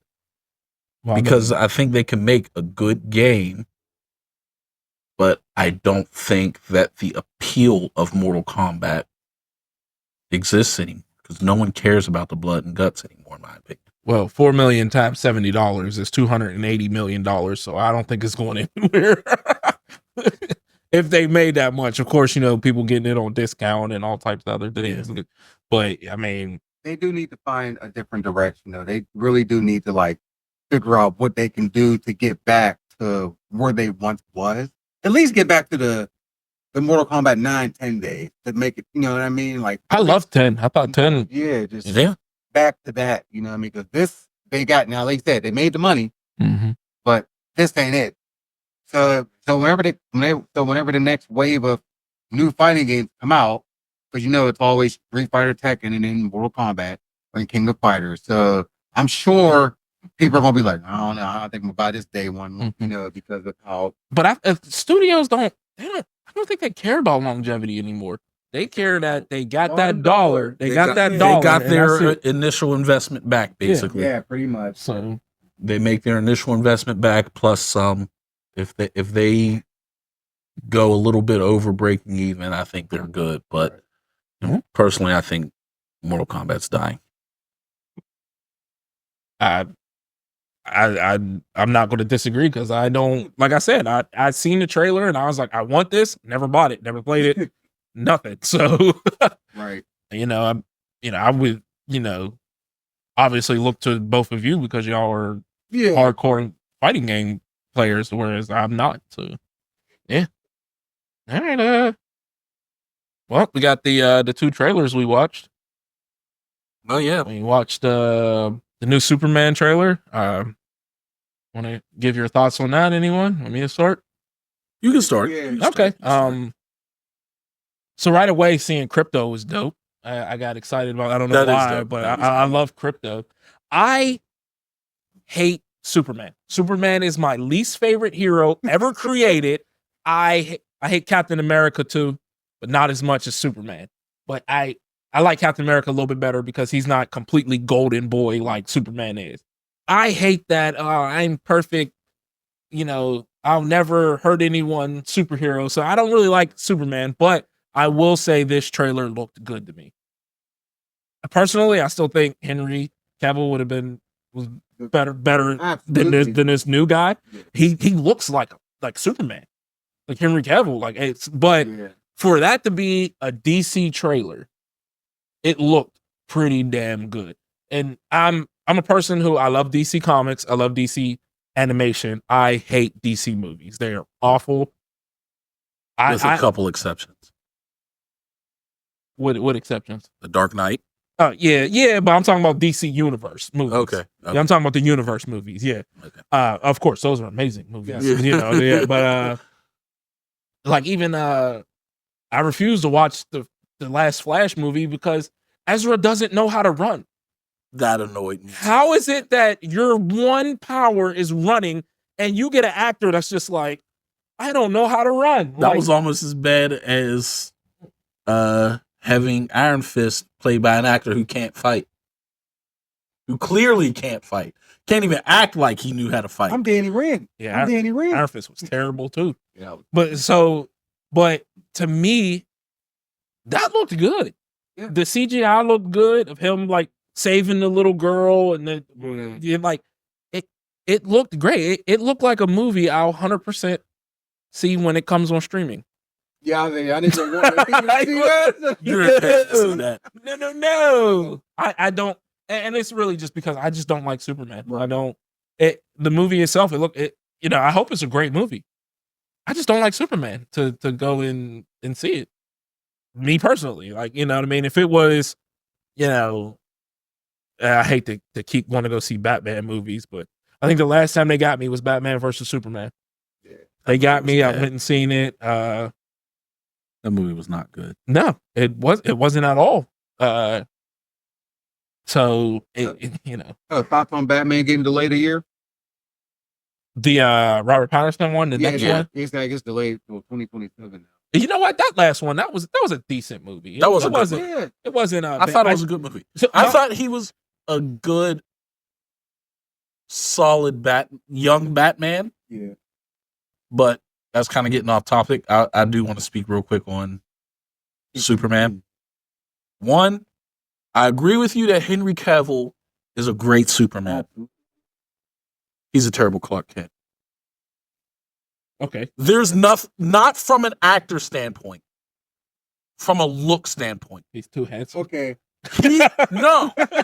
There's nothing about Henry Cavill as from his Superman persona to his Clark Kent persona that makes you say, oh, I believe he's not Superman. No, you're going to look at him and be like, that's fucking Superman. They look exact.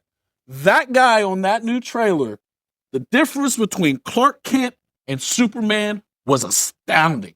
It's crazy how he looked completely different.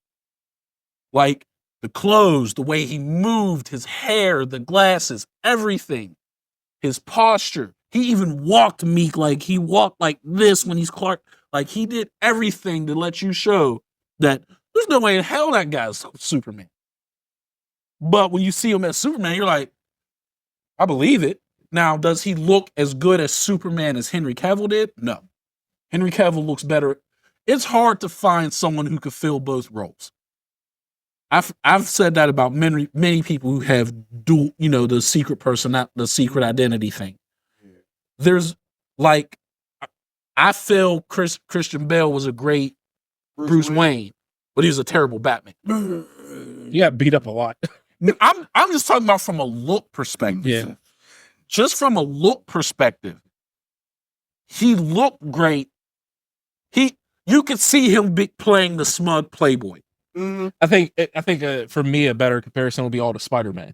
Yes, like I think Toby was a great Peter terrible Spider-Man. Great Peter, and terrible Spider-Man. I think Andrew Garfield was a great Spider-Man, terrible Peter. And I think Tom is in the middle of both of them. Pretty balanced. Yeah. So that's what I'm saying. Like, it's hard to find someone who can ideally fill both roles. This guy seems to be like, he looks like a very good Superman. He looks like a great Clark Kent.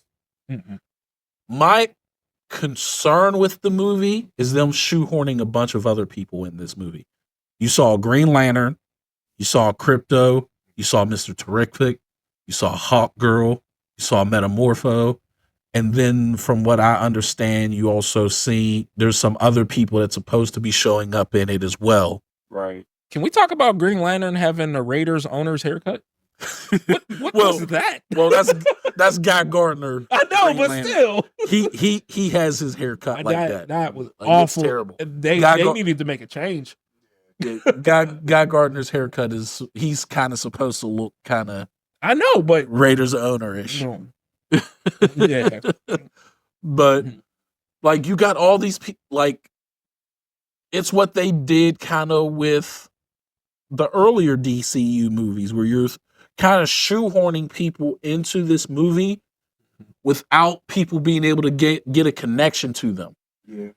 And I'm concerned that people are going to just feel like no connection to all of these characters.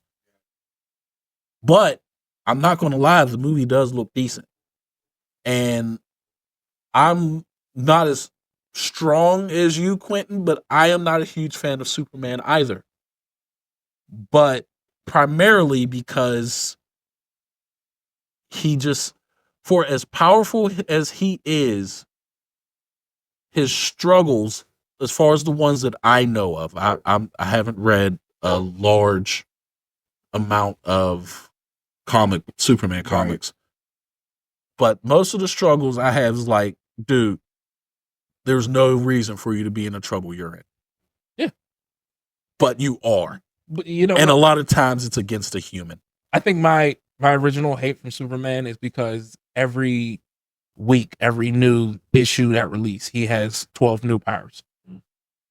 And it's like, dude, remember, like, he couldn't even fly. He could just jump high. Yeah. And he was fast, but now all of a sudden, he's faster than a speeding bullet, which is fast, but now he's, on par 10 with the times Flash. lightning. Yeah. Or I'm sorry, not lightning, light.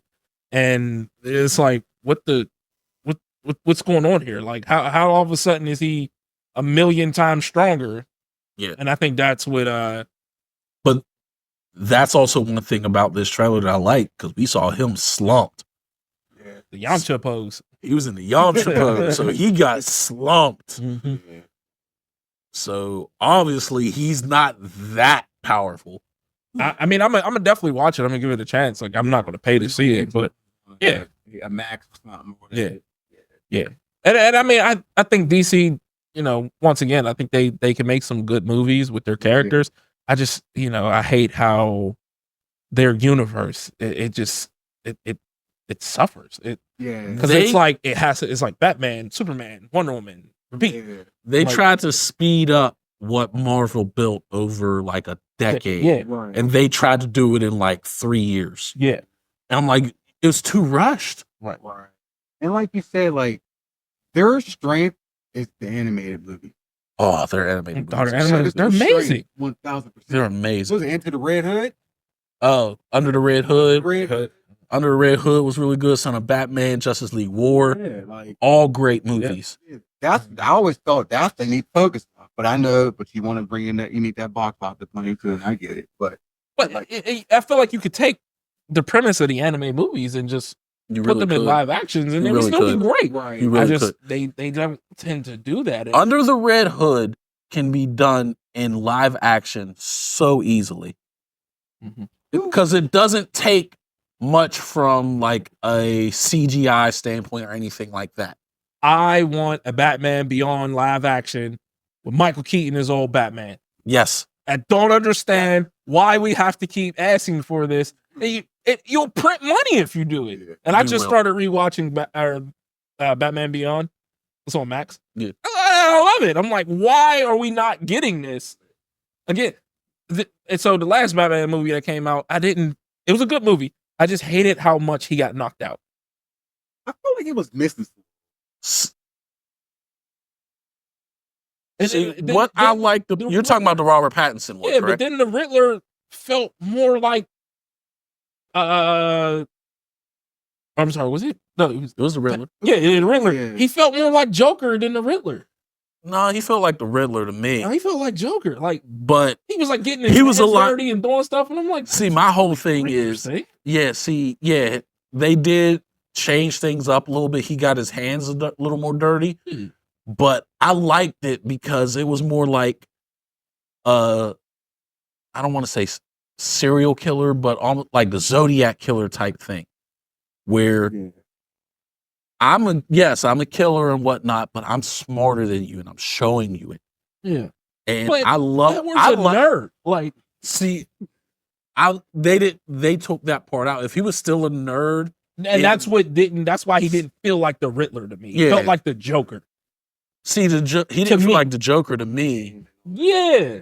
See, he felt like the Riddler to me because of all the mind games he was playing. The Riddler. But what I liked about the Robert Pattinson Batman is this was the first time where Batman felt like a detective. Yes. All the other movies, he was more just a guy who just went around beating people up. This was the first time where it looked like you were literally gathering clues, asking questions, doing detective work. And that's what made it good. Personally, Robert Pattinson himself, I don't think was a very good Batman. I'm saying, or a very good Bruce Wayne. If you put all the Batman in one room and let them fight, Batfleck is coming out.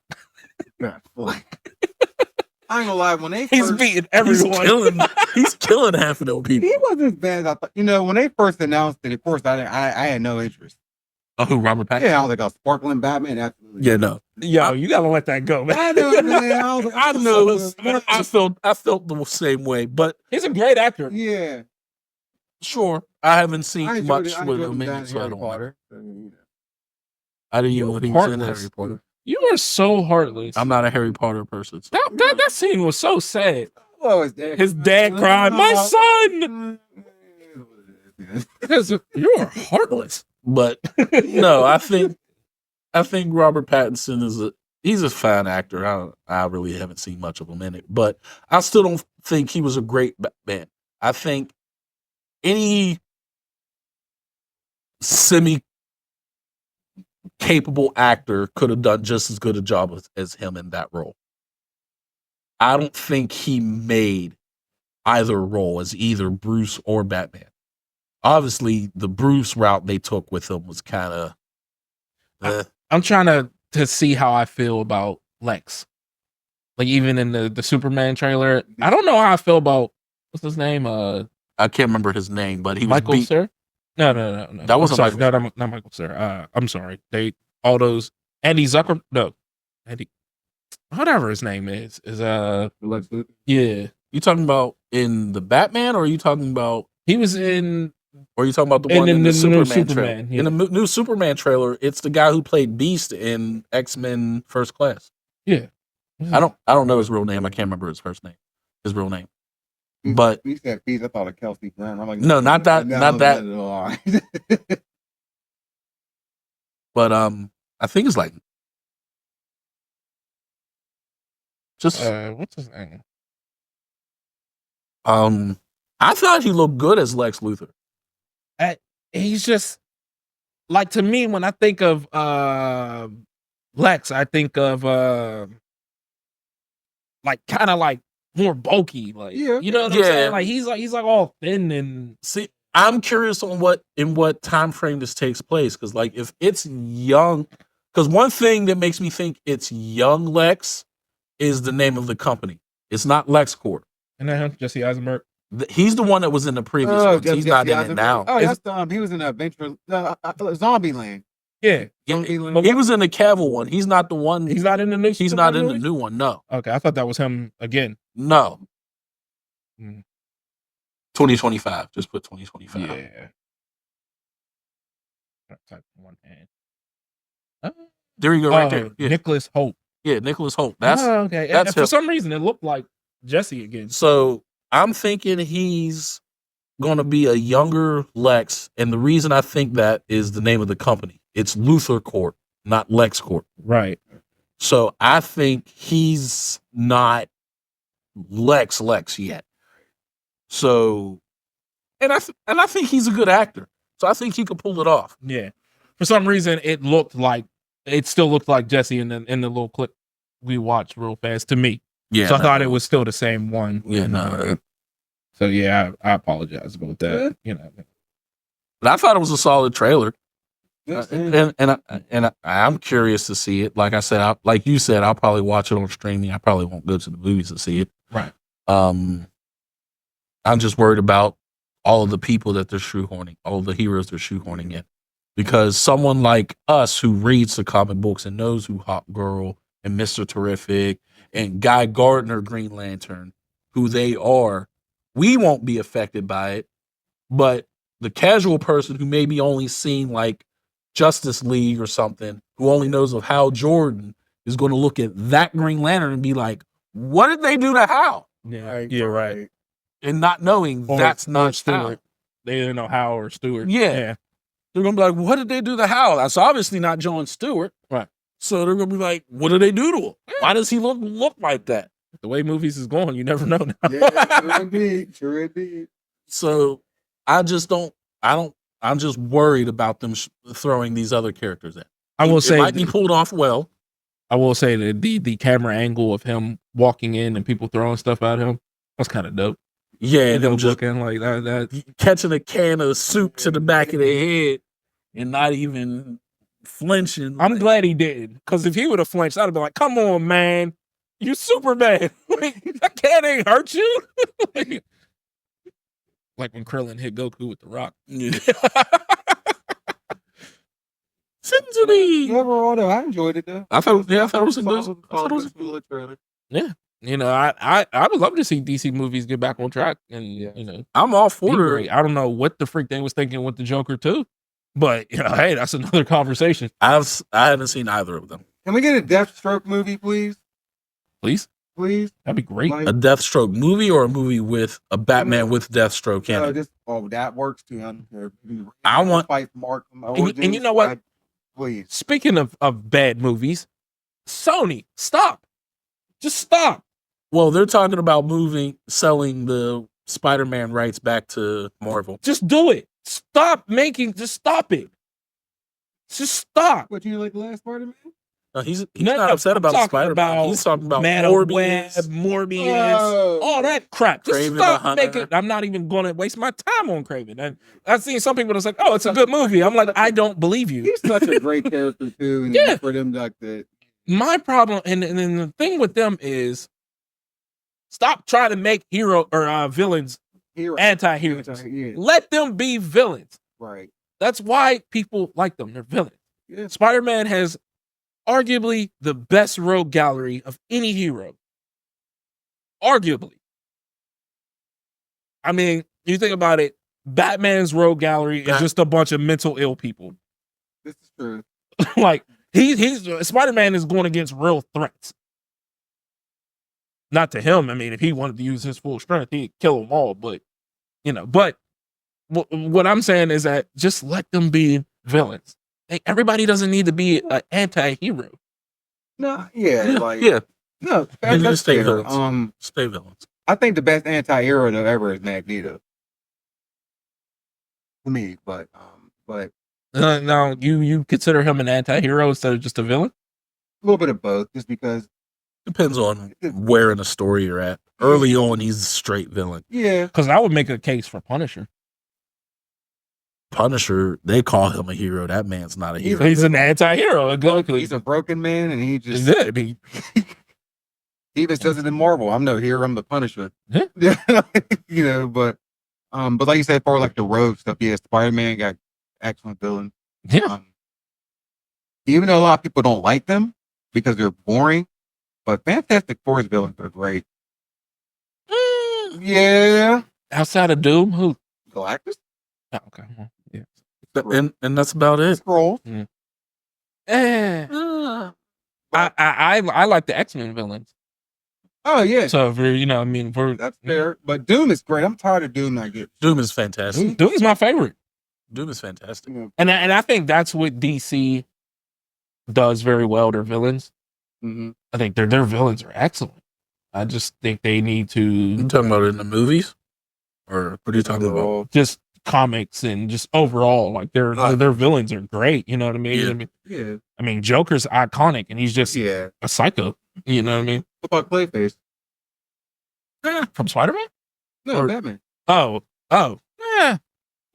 I was thinking of Sandman. Okay. As bad as Spider-Man 3 was, not the one that just happened, but the one with Tobey. Mm-hmm. Thomas Hayden Church was a really good Flint Marko. I thought they cast that really well. He looked the part. He looked. Now, don't even get me started on Topher Grace is Eddie Brock. So. Terrible choice. Oh, the whole point of Eddie Brock is he's supposed to be the exact opposite of Peter Parker. Right. So Peter Parker's thin, nerdy. Eddie Brock's supposed to be big, bulky, cocky.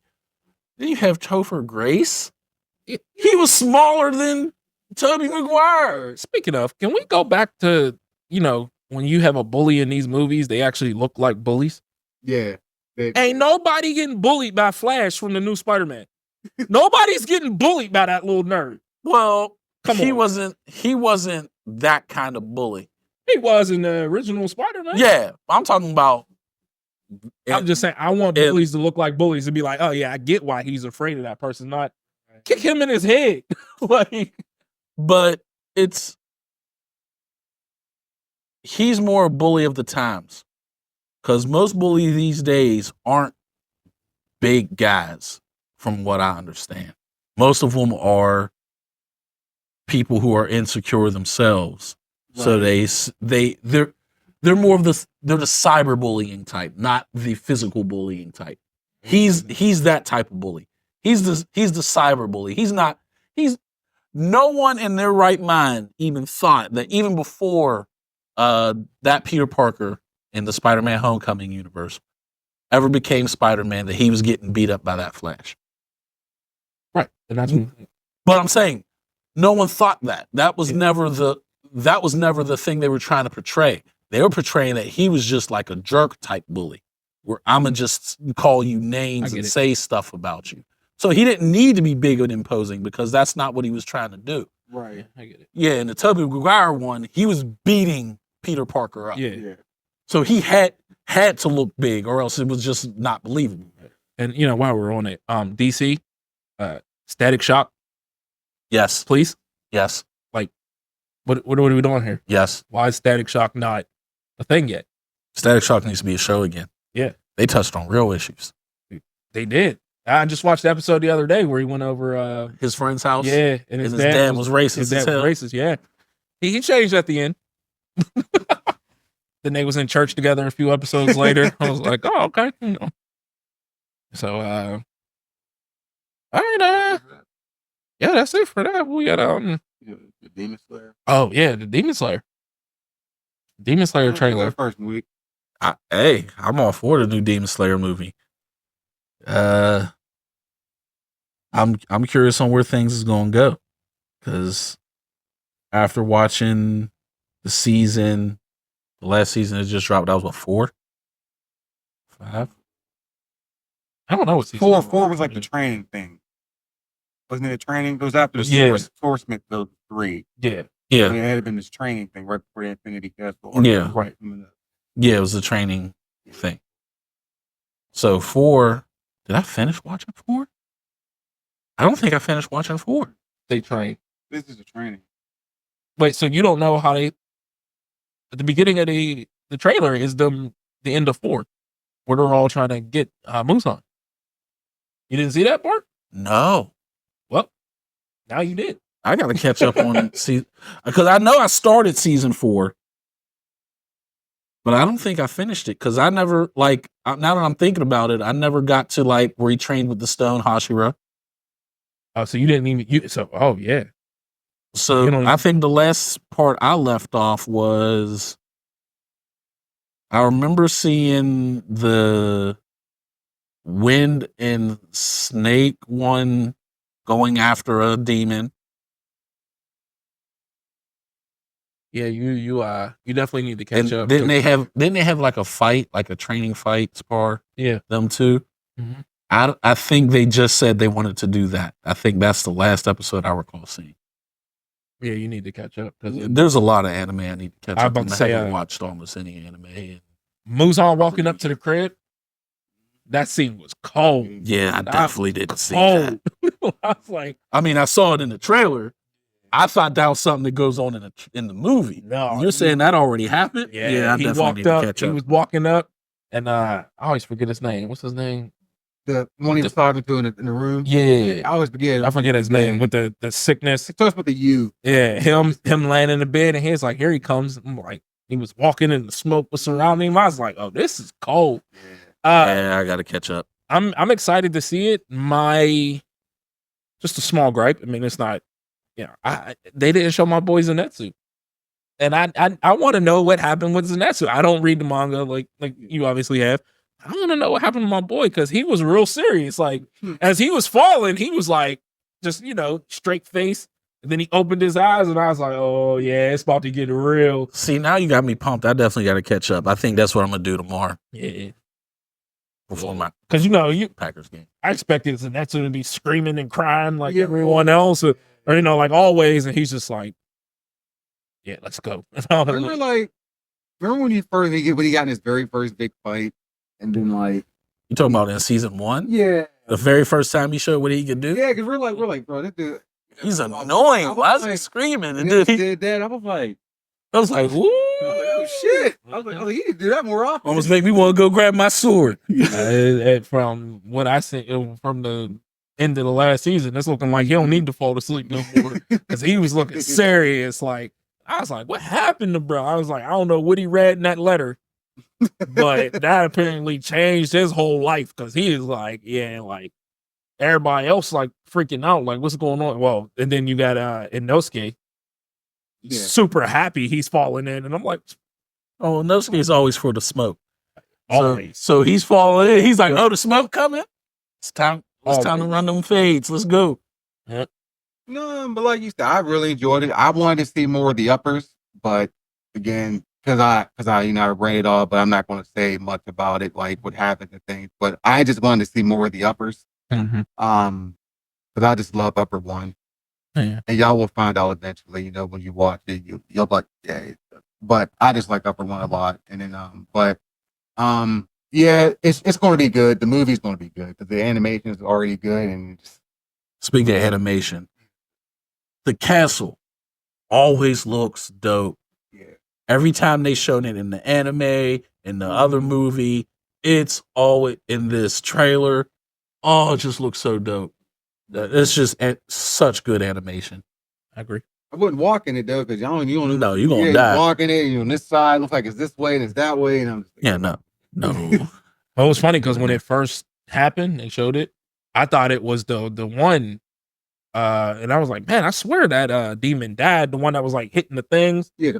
I remember it was like changing it, and I was like, oh, I thought it was that. I was like, why is that? I was like, why is he back? And I was like, oh, that's his power. I was like, okay, that's the drum guy. Yeah. Yeah, that was one of the lower moves. Yeah. No, he was kicked out. Remember, it was crossed out. Yeah, he did. Muzan kicked him out. Yeah. Yeah, he was the first one they fought in that house. Muzan kicked him out, and then this is as far as you can go. Yeah, then all of the Muzan killed all the lower moves except for the one, which was the demon train. Yeah, right. The demon train first. Okay. Yeah. The one that put the donut in Rengoku. Yeah, that's right. I'm sorry. It was that Sorry, movie. I know you're talking about. Now, It was that movie. Yeah. The one that was actually on the train. Yeah, I'm sorry. Yeah. Don't you disrespect Rengoku like that. He wouldn't get killed by someone that weak. I mean, he died regardless. He wouldn't get killed by someone that weak. I mean, I don't care what he still died. And everyone's like, it's so sad. I'm like, we knew him for like 37 minutes. What are y'all upset about? He was still a great guy. He was. Still a great guy. I still like the Wind one the best. You always like the jerks. I don't pay no attention to you. I like decided who my favorite it is. I did like when remember when I still like how Tanjiro was ready to give him the smoke when he stabbed his sister. Like, no, I need to headbutt him 2 more times, dog. Like, no, yeah. I ain't with that. Remember when I'll tell you this: when the sun hit Nezuko, I was sick. I was like, if they killed Nezuko, I'm done. I was like, I'm done. Oh yeah, so was I. Like, I was like, remember when Upper 3 was running away? yeah. What Tanjiro's are you like, running for? Like, you can't lose. he's like, I'm not running from you. The sun's coming up. I gotta go. But Tanjiro was like, we come to your place to fight you in the dark where you strong. Stay here. Yeah. I gotta go. The sun's coming up. anything else on that? No, I'm excited for that. Did they give a date? I know it said 20. It just said 2025. I hope it's like February. Yeah, I would like. I would assume if it's that Something- early, then they would have said like right now. Yeah, Like it's probably like summer or something like that. Yeah, I hope it ain't like now of next year or something like that. Yeah. You know, that'd be kind of hot. Like, but yeah, like I said, it was a good trailer overall. I definitely fucked. Can't wait to see it. That I'm going to the theater to see. Oh Yeah. yeah. I'll definitely be in the theater. See Yeah. that. IMAX. So, Yeah. so trash takes. Trash takes. I'll start it off this week. All right. All right. So for my trash take this week, I just want to let all of you nerds out there know power scalers are annoying as hell. And none of you know what the hell you're talking about. And for those who don't know, power scaling is the people who, when you put 2 characters to fight together, they want to say, well, this character's universal, or this character's planetary, or Goku can destroy a whole universe. We haven't seen him do it. So, but he fights Barris, who's shut up. Y'all don't know. Just talk about this person's feats versus that person's feats and who you think will win. I don't care about, oh, Naruto's not planetary. Shut up. I mean, Like, oh my gosh, shut up. he's not. And I don't care. I'm not saying that to defend Naruto. I'm just saying power scalers are so annoying. You make up in your mind that, oh, this person can beat this person because they can do this. No. This person beats that person because the writer writes it that way. Oh, Superman's universal. Yeah, and Batman beats him up. You get what I was like? This is why power scalers are annoying. Oh, well, this person could just speed blitz them. Or, oh, Superman will just speed blitz this person. Shut up. Superman ain't never did that before. Or my favorite, Goku. Oh, Goku will just speed blitz this person. Do you know anything about Goku? He wants to see how strong that person is. He'll tell them, go ahead and get to your final level, and then we can fight.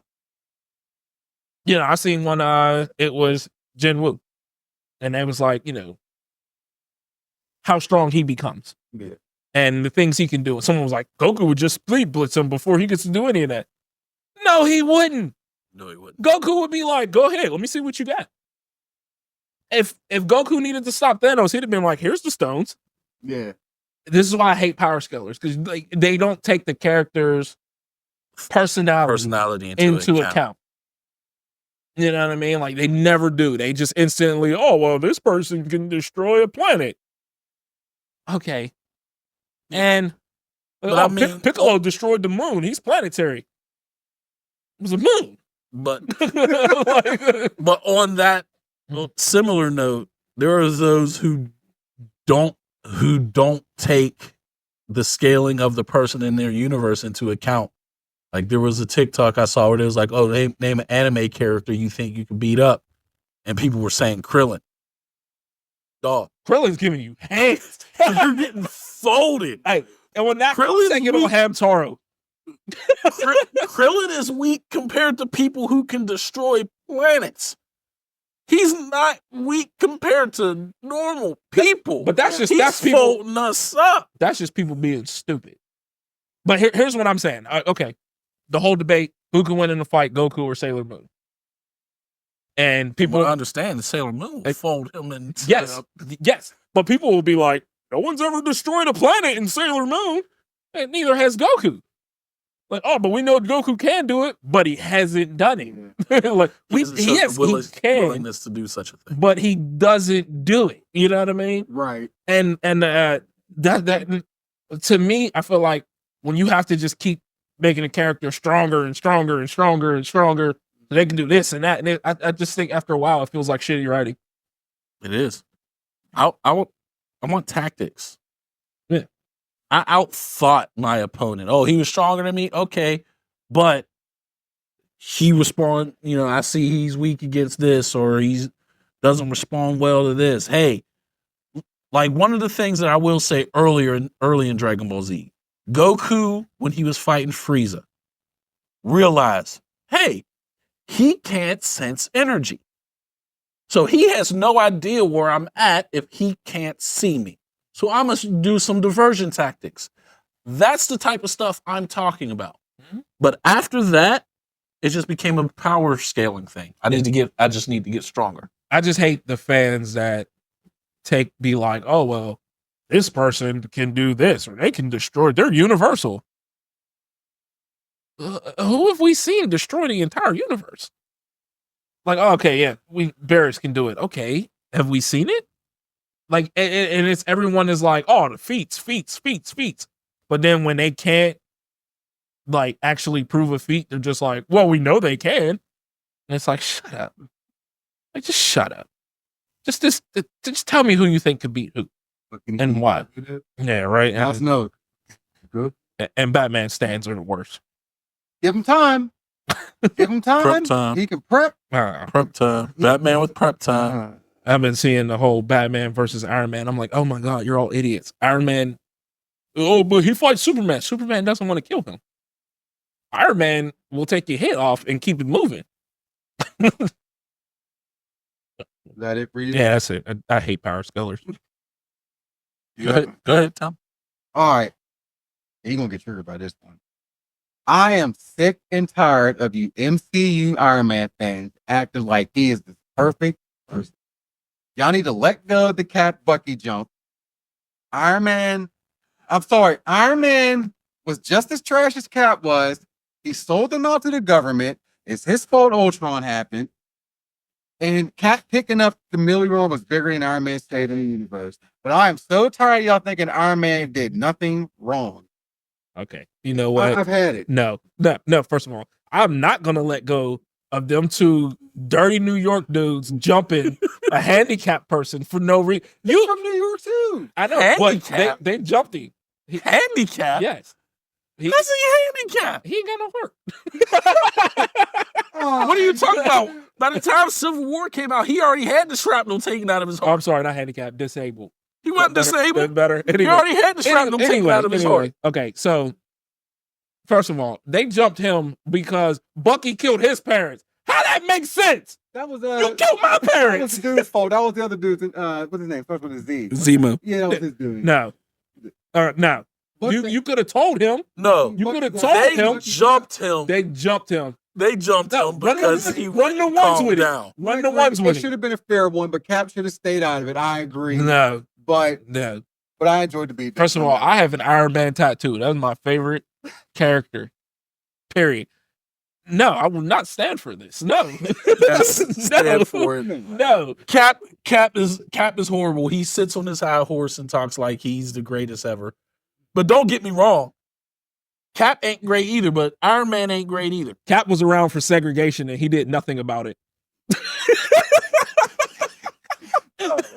No, I agree. No, like I think Cap should have let Iron Man and Bucky get the fair one. I agree, 1000%. My only issue, there was going to be no fair There one. was it because he had to intervene at some point. There was going to be no fair one. Iron Man was going to kill Bucky. Yeah, well, There was no He killed his parents. fair one. well, he didn't care about his dad. He cared about his mother. Yeah. Yeah, He killed his parents under some mind control. Yes, I get the anger behind it, but it's not justified. So Because you were mind controlled and killed somebody, I should kill you regardless? No. yes. No. Yes. No. I mean, if that was my mom, I would have. I understand his feelings. Yeah, I'm not saying they are right, though. There's a difference. yeah, fair. I'm not saying I wouldn't have acted the same way. I probably would have. My whole point is that doesn't mean it's right.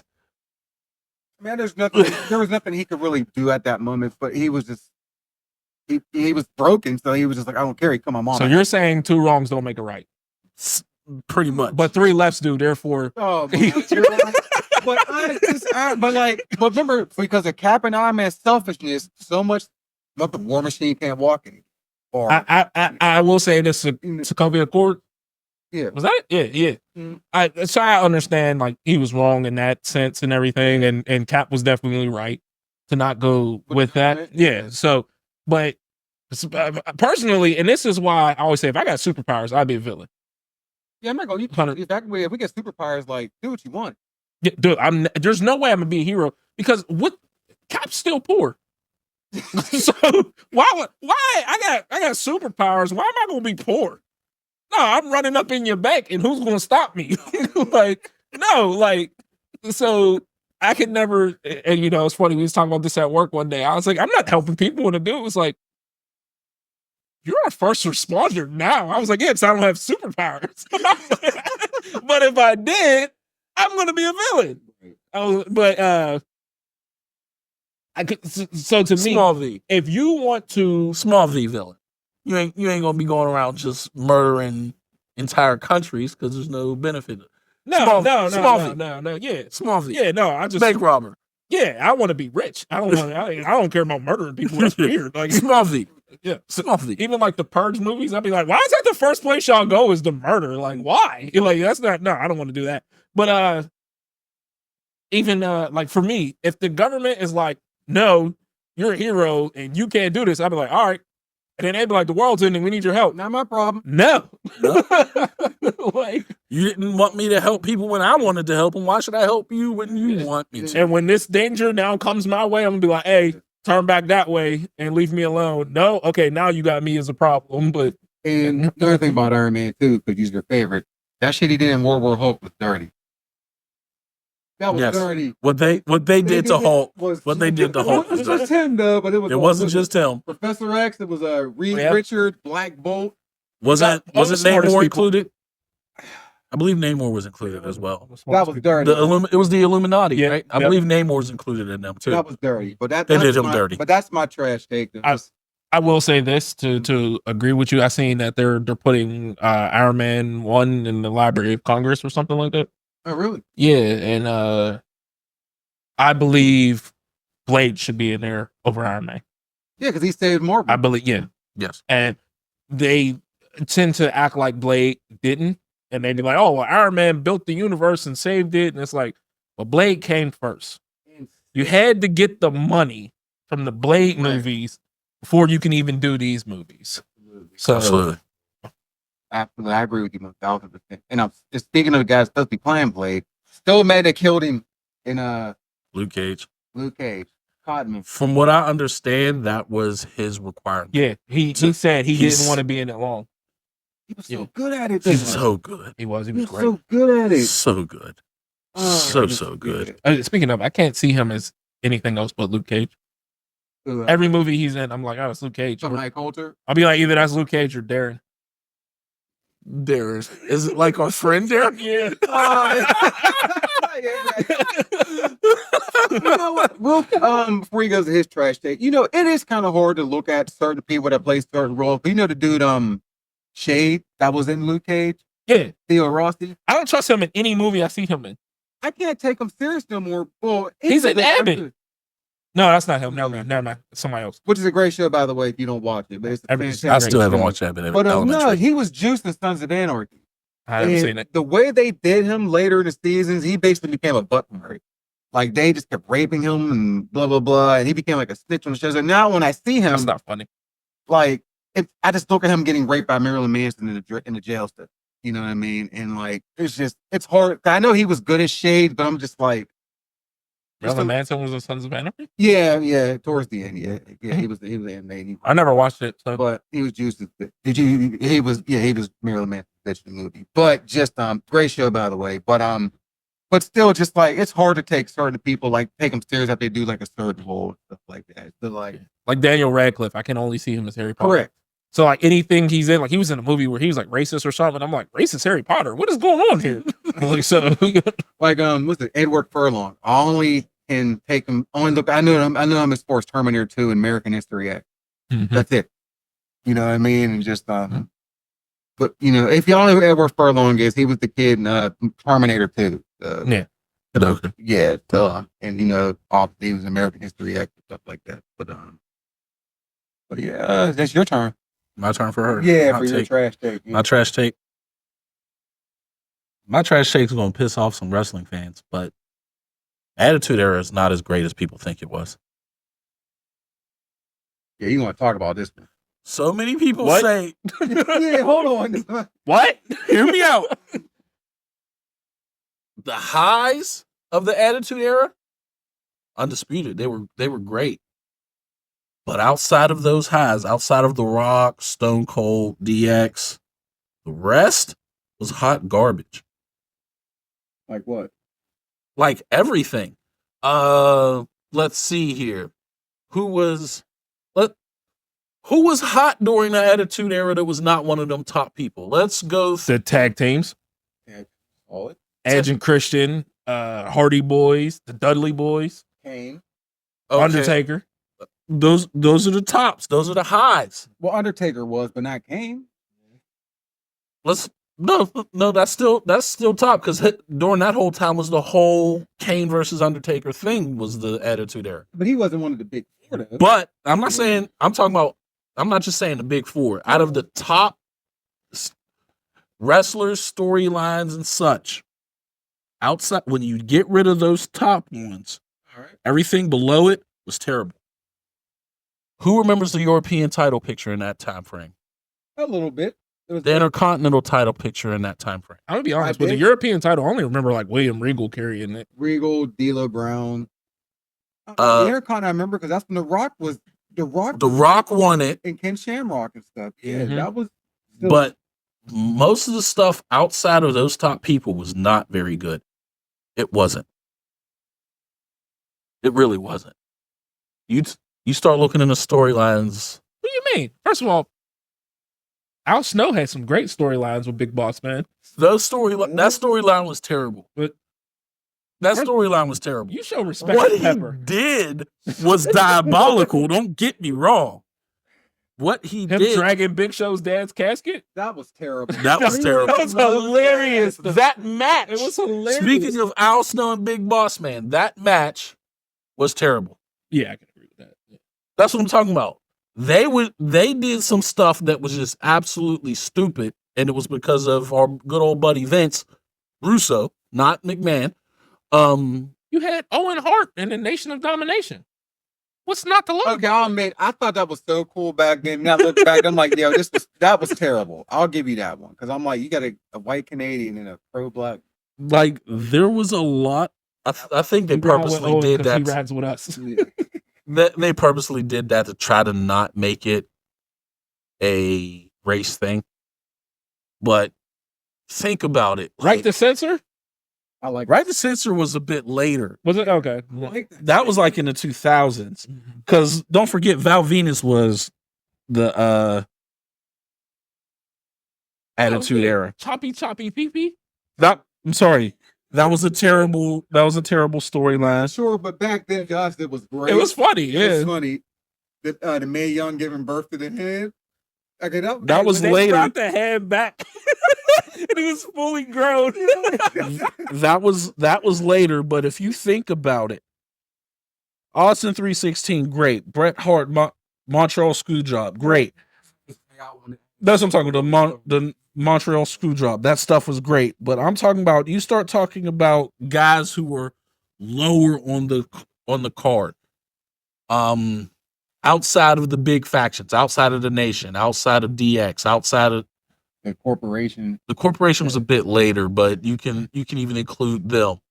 But outside of that, the cruiserweight title picture was terrible. Or what it was the light heavyweight, because cruiserweight was WCW. But that's the thing, that the cruiserweight was better on WCW. Yes. So that's why people probably didn't really care about lightweight. The light heavyweight title picture in WWE was terrible. Yeah. The women's division was non-existent.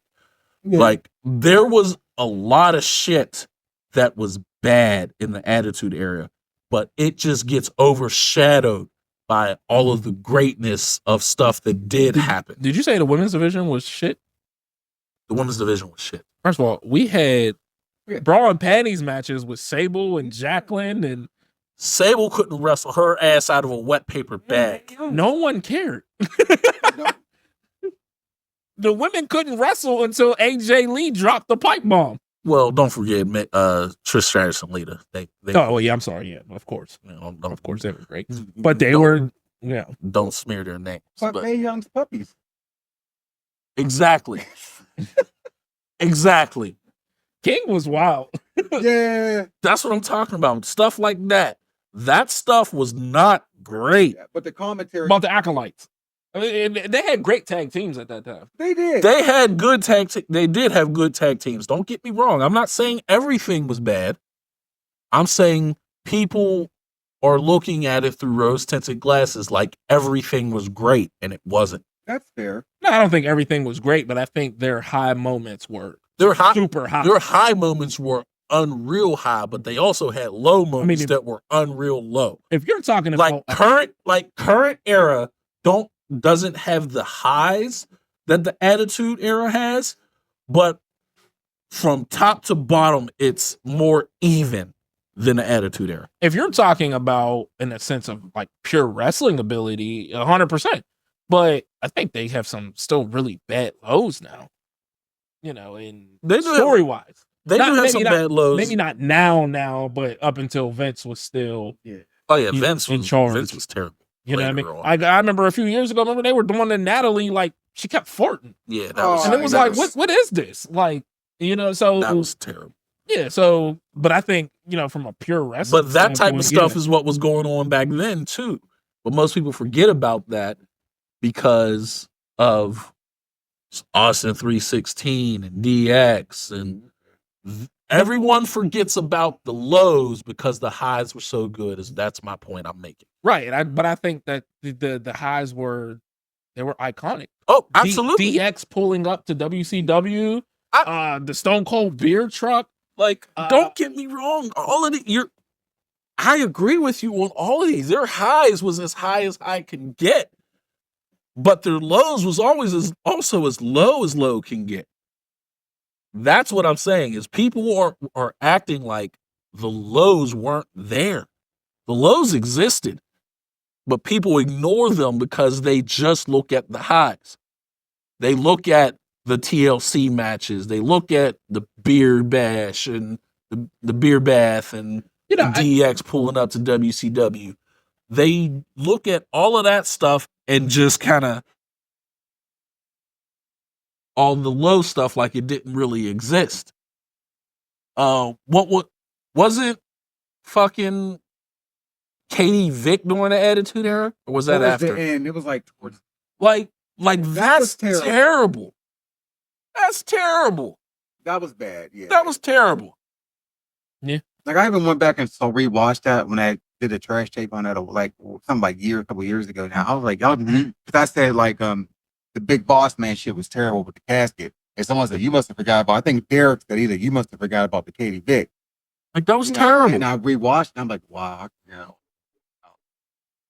Yeah, there was some serious lows that people just kind of try to push under the rug, and they act like the Attitude Era was just every segment, every match, everything was all great. No, it wasn't. So story wise, what era of wrestling do you think was better? Storyline wise, current. You think so? Absolutely. From a storyline perspective, absolutely. We're getting some of the best stories now. I mean, moments then. Mm-hmm. Because most of the storylines in the Attitude Era weren't really big stories. The buildup was great though. Absolutely. To the matches. Is Yeah, but I'm saying you didn't have like really big storylines. You just like, for the most part, why did The Rock and Stone Cold really hate each other? They were the top two dogs. They were both. It was just kind of like they both wanted to be the best. Yeah. But I'm saying, but there really wasn't much of a story behind it. It was just like, we're both the best. Yeah, that's it. That's not a story. That's sports. But they build it. They build it up. Yeah, they so built it up in different in ways to make it entertaining and trash talk and whatnot. But there was no real story behind it. And if you think, but now if you think about it, think about it, like, as much as I hate how long it went on and how it's still going on, the Bloodline storyline is great storytelling. I'm about to say, Bloodline storyline is amazing. It's fantastic. It's getting a little overdone now. Like NWO thing? No, NWO, yes, but in a different way. NWO was much worse because the problem with the NWO wasn't the length of it. It was the fact that they had to add every single person on the roster. Every single person. To the NWO. That's where the NWO was bad. There was no story in the NWO. It was just the NWO just getting bigger. Right. But like the Bloodline storyline is top tier storyline. Top tier. Look, Hangman versus Swerve Strickland is a top tier storyline. That type of stuff did not really happen too much back in the Attitude Era. You had a couple. You had the Kane and Undertaker storyline. Yeah. You had some sprinkled in there. Don't get me wrong. But most of it was just rivalry. I don't like you for whatever reason. We got to go at it. It's generally what it was. Yeah. These storylines are multi-layered, multifaceted. Nowadays, the storylines are just better when they're done right. Don't get me wrong. There's some terrible ones. Do you feel like the wrestlers today, not all of them, but do you feel like a lot of the technical wrestler ones, they still can't talk very well? Like, I always seem like I'm not going to say it's a technical wrestler thing. I'm just going to say it depends on what you mean by talk. Can they all deliver a promo like CM Punk, MJF? Even nowadays, Roman Reigns? No. I think the problem... I'm sorry, go ahead. But all of them can pretty much hold their own in a okay manner. Like, there were guys back in the day that you're just like, yo, don't talk.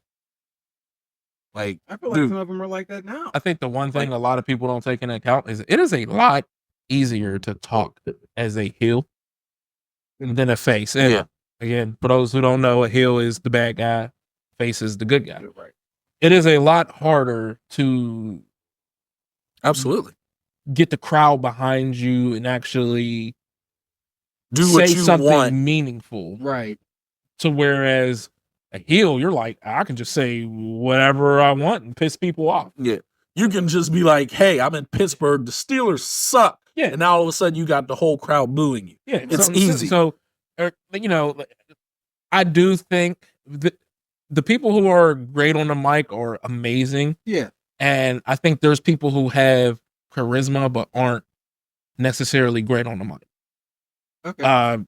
Enzo was one of them. if we remember what Miz did to Enzo. Miz destroyed Enzo. Everyone's like, oh, Enzo's great. Enzo can talk on the mic. Charisma. But people thought he was great because they always had a mic. He had his catchphrases. Yes. But he was entertaining. And when Miz said that, when Miz was like, you're nothing more than a catchphrase, and broke him down in the center of that ring, and then he got on there and it said his catchphrase, and you're like, bro, like, you should have did anything else. Like, so I think, people take like actual mic work, but they mix actual mic work with like just charisma of the character, or and also part of it is I think some people aren't naturally suited for certain roles. Like you can't be a loudmouth heel if that's not your natural, right? That's not your natural kind of thing. Like if you're not a great actor, pulling out something that's not naturally you is hard. Right.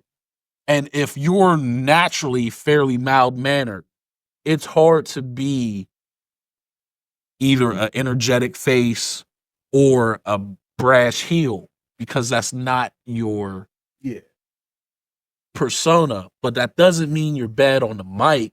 It just means you just need to do it in a manner that fits what you can do. I can't be The Rock because I don't have that type of charisma. But I could still say something that make you be like, oh, okay. Like, for example, the Usos. Most people thought they couldn't talk.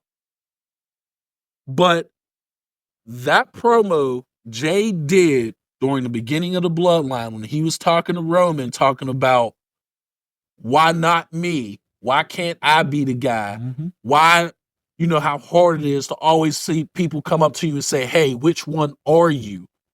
Mm-hmm. There was no character behind that. He was just being himself. Right. And I felt every bit of it. I wanted him to win after I heard that. I'm like, he needs to win the world he needs to win the world title. Even Roman Reigns, you brought up. Remember, people thought he couldn't speak. Yeah. Did that suffering succotash, son? Yeah, and they were that promo that was awful. That promo was that the terrible. promo he did with John Cena? No, the promo he did with John Cena just showed him up. Yeah. He got flustered. But no. But it's just a matter of being able to pull out what you can do. Like a lot of people say Shelton Benjamin can't talk. That's not true. The way he's being portrayed in AEW right now, he looks like a world beater. Mm-hmm. And when he talks, he doesn't say much, but it makes it more meaningful. He doesn't need to be the 5-minute promo guy. He doesn't need to be CM Punk or MJF or the Miz, who can give great 5-10-minute promos. He doesn't need to be that. He could come in and say, look, I'm going to hurt you. You can't stop me from doing it. And then he does it. And that's perfectly fine. Mm-hmm. Not everybody needs to be the long promo guy, but most people can talk. It's just a matter of them talking in a manner that suits what they can do. Right. For instance, no one's ever thought that Mark Henry was great on the mic. But when he did that fake retirement speech, I was at home in tears. I was in tears. Like, and I'm sitting there thinking, like, I don't even really care about Mark Henry. Right. But I am in tears, like, oh my God, this is the sweetest thing ever. And then he World's Strongest Slam John Cena. And I'm like, oh, he got me. It's like, oh, he got me. Vince didn't let him get over. Of course. No. Yeah. Of course not. No, of course not. Okay. So, I mean, I think it's based on, like you said, you bringing out something about yourself. They say the best characters are you turned up to the max. You know what I mean? Of course, there's people like John Cena, who he was nothing like the Thugnomics. Yeah. But it worked for him. Yeah. You know, so. But he liked rap music, though, so he was able to pull it out. He said he actually got the idea from, he seen a video with like Kevin Federline in it. And he's like, wow, that guy's a douche. I can do that. And that's actually funny. But Here we are. well, that it for today? I say that's it for today. That's it for today. Next episode is We're going next episode. We're talking next episode. Yeah. It's gonna be heavy wrestling next episode. Yeah. Top 10 wrestlers. Tag team 2, whatever it was. I think we're just doing wrestlers. We're definitely gonna be big heavy. Oh no. It was top. I thought you were doing top 5 WrestleMania matches. Yeah, top 5 WrestleMania matches. Top 10 wrestlers of all time. Was gonna be very similar to the video game. So, but yeah. We might throw in a little more, Yeah. little bit here and there, but Make sure y'all tune in, because y'all gonna be mad about what I got to say about some of these wrestlers. you always trying to be. And we want to. I ain't being controversial. I'm just. And also, saying. we want to thank everyone for watching our first podcast. We hit over 200 views. I didn't expect it to go that high, but we are greatly appreciated, and we're gonna keep on coming. So until next time, have a good holiday, good New Year, and God bless. Peace. Peace.